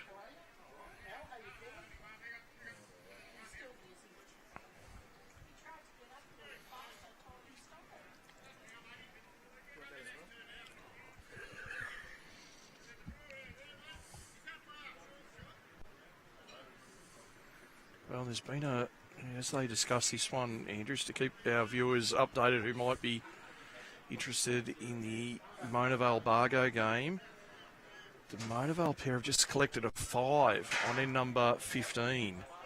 So it's now Bargo 16, Mona Vale 15 with 2 ends to go. Oh, exciting stuff.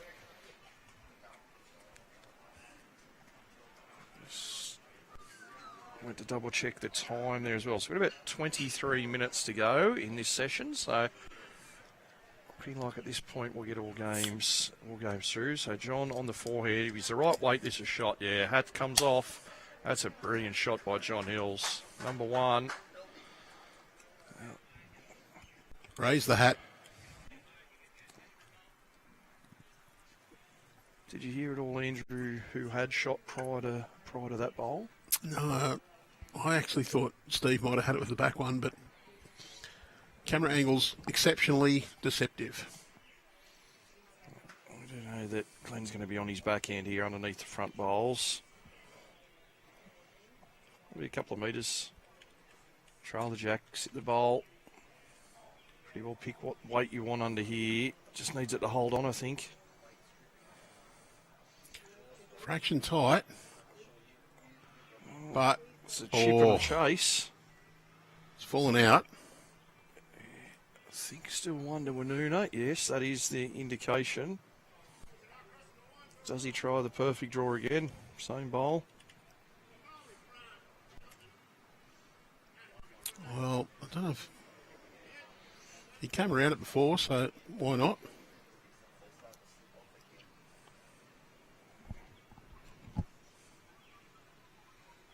Worth an opportunity to try it. Send it out and around. Feeling that look quicker out of the hand.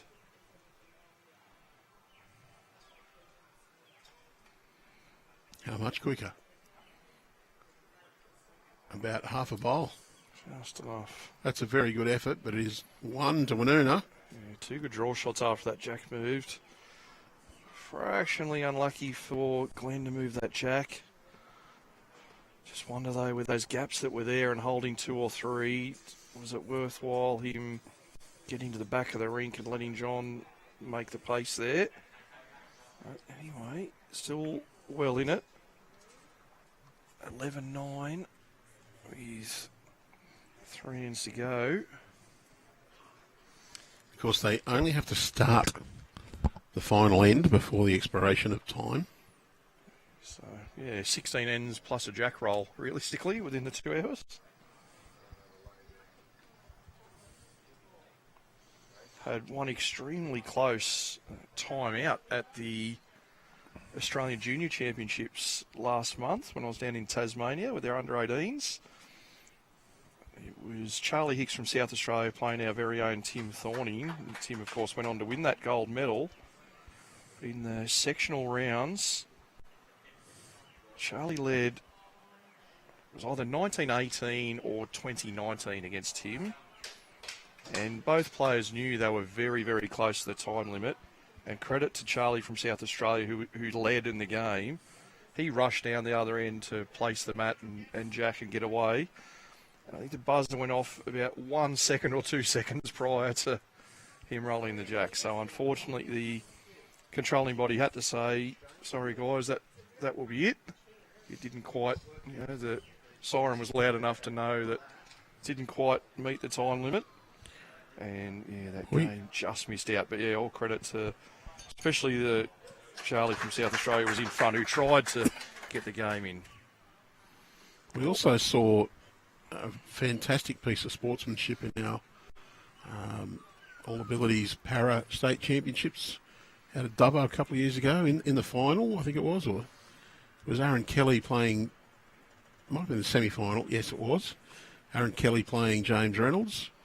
Arron led by 1 or 2 shots, realised that the buzzer was very close to going off and rushed to get the mat down and the jack away just to get that end in, and he would have been quite within his rights to take his time and let the time expire. Full credit to Arron for that one, and good on him, he actually won the match anyway. So, but he wanted to win it fair and square rather than time out. Good bowls from Steve Haines there. Yeah, I'll be just hoping if he doesn't move something and change things up at the front, just to get at least a jack oil to the back bowl. Close second shot around the front, or at least move his own here for second. That does help. Very good result. They clap from the skip. That would have been pretty good weight. Just caught things at the front. I'll just give yourself the big chance every time. That's what you got to do. Sometimes I think we get tied up in trying to be too precise, where we need to make sure that we're giving ourselves the best chance to get a shot each time. And we're a fickle bunch, us skips sometimes. We want our leads to be really close to the jack, but we never want them to be short. Draw a resting toucher, but Yeah. don't fall a bowl short. Yeah, we don't want them flying through the head, but don't be short either. And get really close. For John, just to draw up here on his backhand, urging it on. Well, fractionally tight is okay, but he's just not quite arrived. If he had another foot on that, would have been very good. He could have turned his own or even got a little straight and off. So decision the time for bowl. Glenn. Your first bowl here probably determines how you play the rest of the end. 3 bowl pairs. You could be inclined to have a really firm run at this shot bowl straight away, with 2 bowls as insurance to come. You're just going to try and draw and turn the bowl forehand.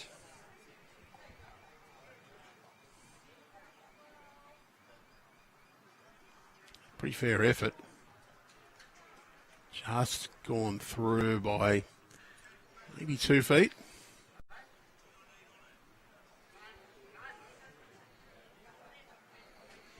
Well, Steve Haines, John Hill said, what do I need on it? He said the same. Just get your grass right.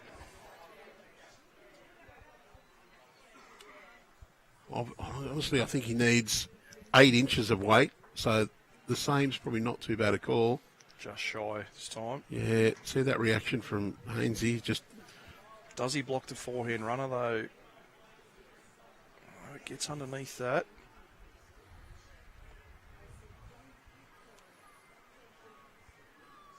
So, players crossing over on end number 17 next door. It's Bargo 2 in front of Mona Vale. So that looks like our first game finished. So once that end is concluded, we'll get you an update as to what's happened as Glenn comes down here, trying to draw the shot. Just magnificent a try. speed again. Does have second and third now.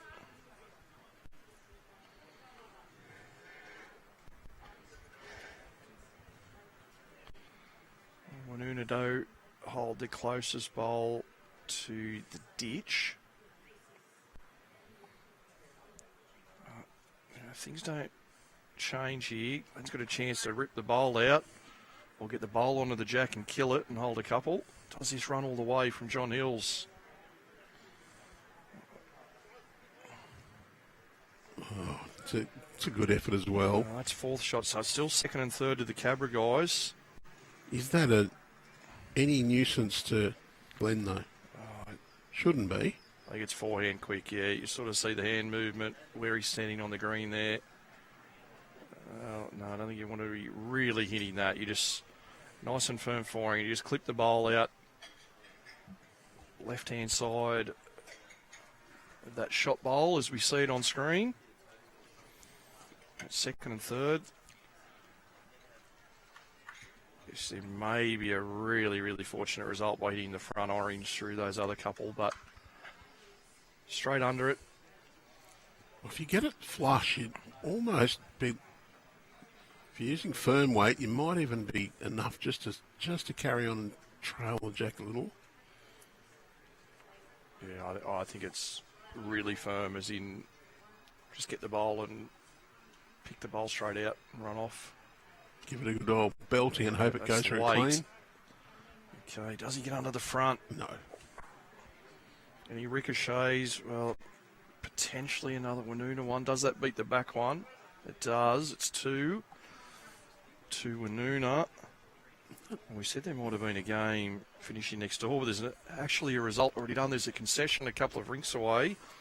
It's the Leeton Soldiers pair, John Ingram and Gary Ingram, have defeated Mark Hobble and Carl Dempsey from Cabra. 17-8, I believe the final score there. So that is one semi-finalist decided. The Ingram guys from Leeton Soldiers, formerly Narandra. And they're names that do bob up in as region winners fairly regularly. A couple of very good players. As we say, they've been at Narandra for a little while now. John played some time down at Nowra and maybe even Huskerson as well. Well, I think they got through to the final of the state triples a few years ago. Semi-final. Might have even been playing against your clubmates. Was it? One I was thinking of, there's Christian Morgan and Matt Thornton. Someone played in Ingram's from Narandra. They got through to the deep stages of triples or fours. I am racking the... Well played there, Aaron Severs. So that must win realistically. 4 behind with 2 to go. You would think Cabra might have to win both ends.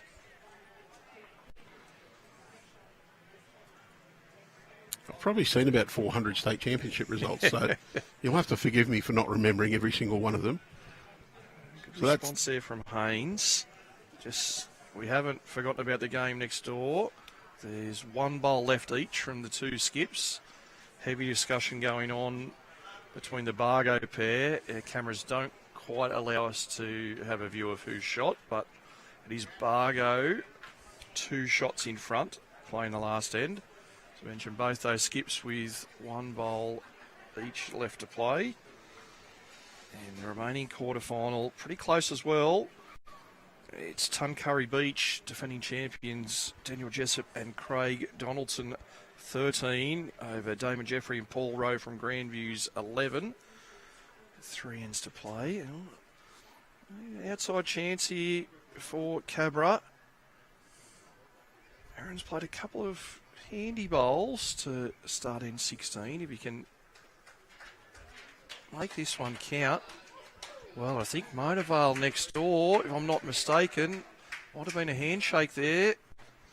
Well, no last bowl played by Adam Glue. So he must be holding enough shots to get by. Well, as Arron just turns his own, so it's all happening around the greens here.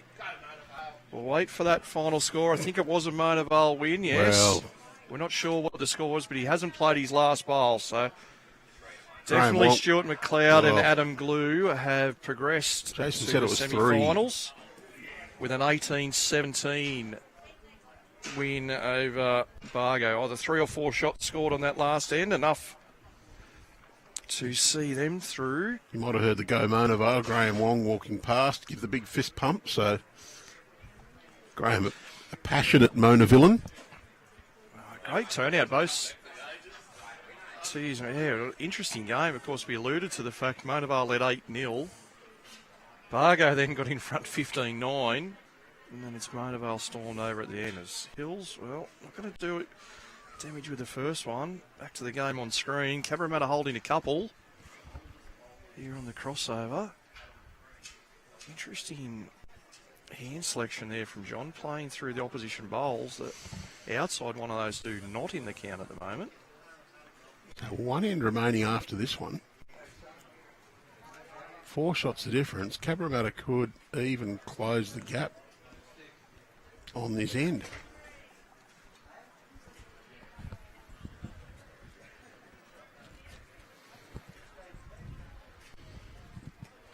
John Hills with Tim Kavanagh, a runner-up in this event 3 years ago, with the finals at Grandviews. Still shaking his head at how the hell did Warren Shipley beat me?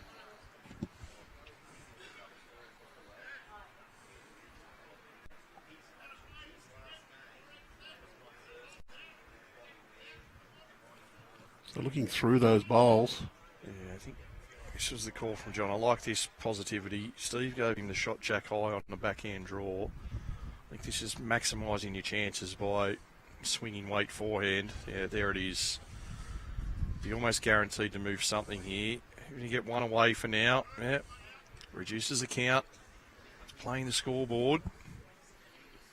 See if you can just draw in as many as you can. What do you think that is? Is it 1, 2 or 3? I think 2. I think the bottom left and the one near the centre line. Unfortunately, Steve Haines has just jumped in the way for us there. He's been pretty good for most of the game, so we'll forgive him at this point.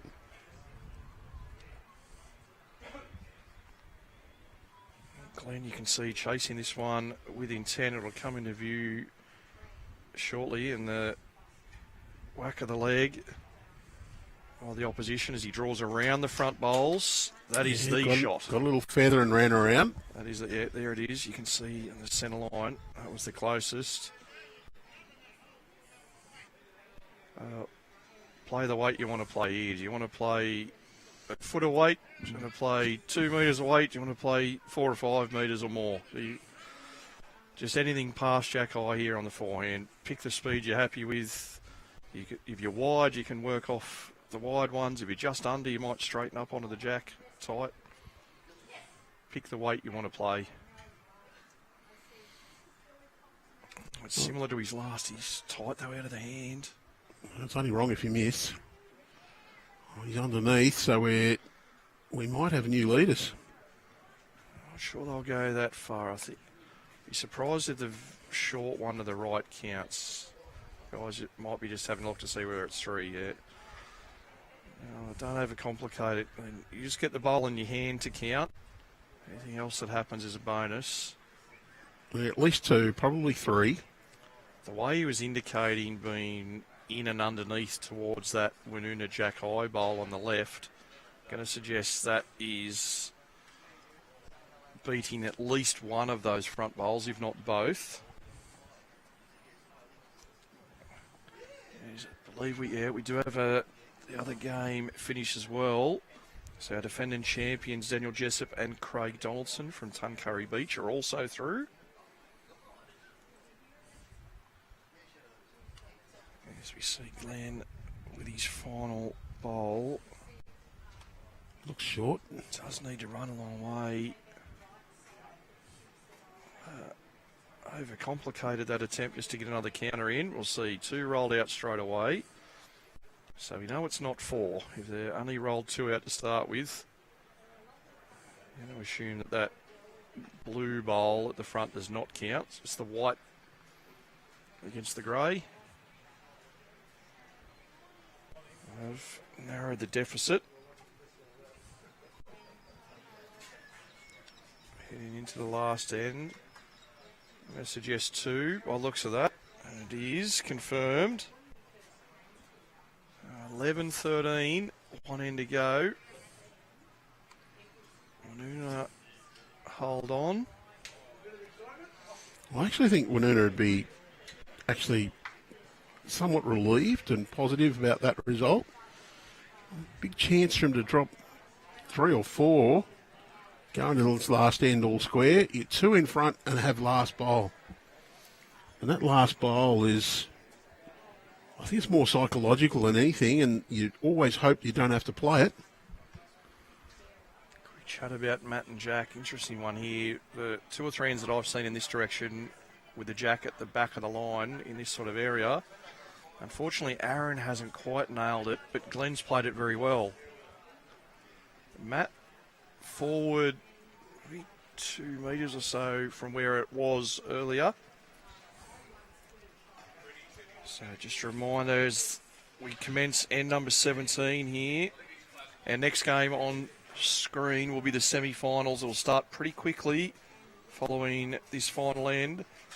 We have from Tuncurry Beach, Daniel Jessup and Craig Donaldson, the defending champions. And they'll take on the Leeton Soldiers pairing of John and Gary Ingram. So wait just a few minutes after the conclusion of this stream. The players will get 1 trial end and then back underway. And the winner of the game here to take on the Mona Vale pairing of Stuart McLeod and Adam Glue. There's both leads not with the match winner just yet. Arron with a bowl near the ditch that could come into play later on, just near the number 8. Good line here again, though, Andrew. This is close. Just going to fade underneath, but you wouldn't expect that one to end up shot, but it would have been in the hunt last end. It's the kind of bowl that if it's not shot could be second or third and give you a chance to make a multiple with your last. You'd see John Hill's got the hand out. That's usually that little motion of patting the air. Woe back. And that one goes in. As the Albatross says, the stand stops them every time. So slightly deceptive once again with the camera angles, but that bowl of Haines did go in the ditch. He's out of play, but the one to the right of the number 8 is still on the green. Arron, a couple of bowls wider than his last, which is a good sign. Yeah, both skips clapping, and enough for 2. Don't always have to be close, just closer. And that's the case where we can start an end after the time limit, if it's all square. Yeah, we're an hour 58, so 2 minutes to go. If it do need an extra end, then so be it. And it is 2 for Cabra on the crossover. That one stays on, sits there. It's still best back for Cabra, but there is a bit of cover there now. I'm going to leave you with the last few bowls, Andrew. I'm going to chase up our 3 winners so far and just ensure they're ready to go straight back out. So thanks for having me, and might join you later on in the day. All right. Cheers, Lee.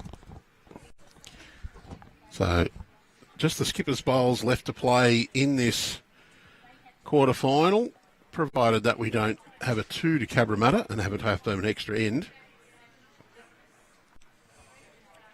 Glenn Perrin, well, I think he'll be looking to nail a shot here. Both skippers, they will be looking to draw the absoluter.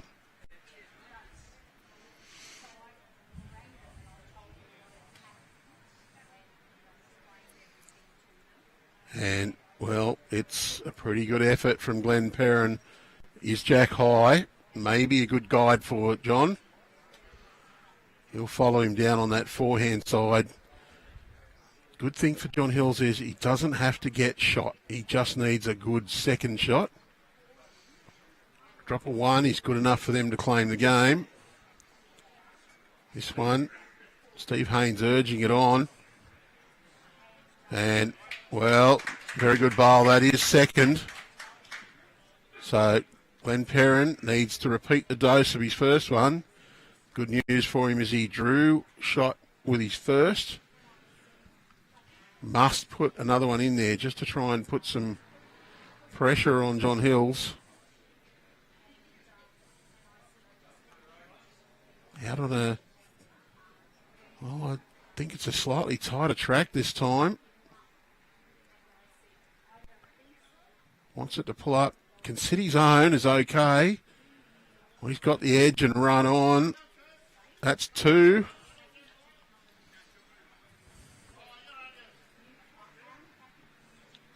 So a foot is the advice for Steve to John.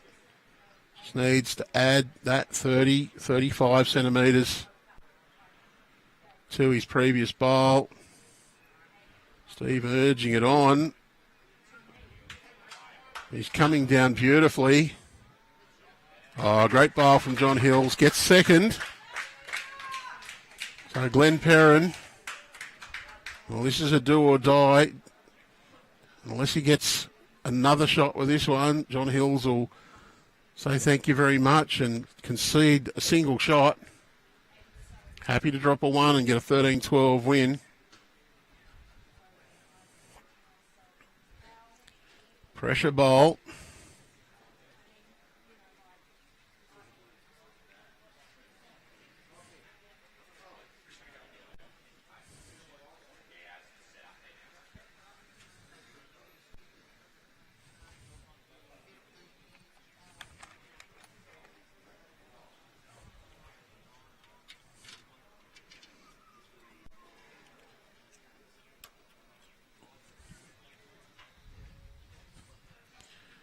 Glenn Perrin.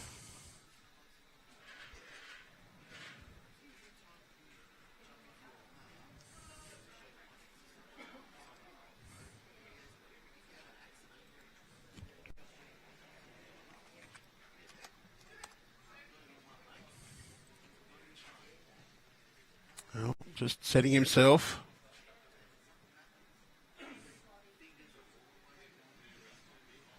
Has to draw another shot. I'll play a conversion. Looks like he's going to go with some weight. Try and get rid of John Hill's bowls.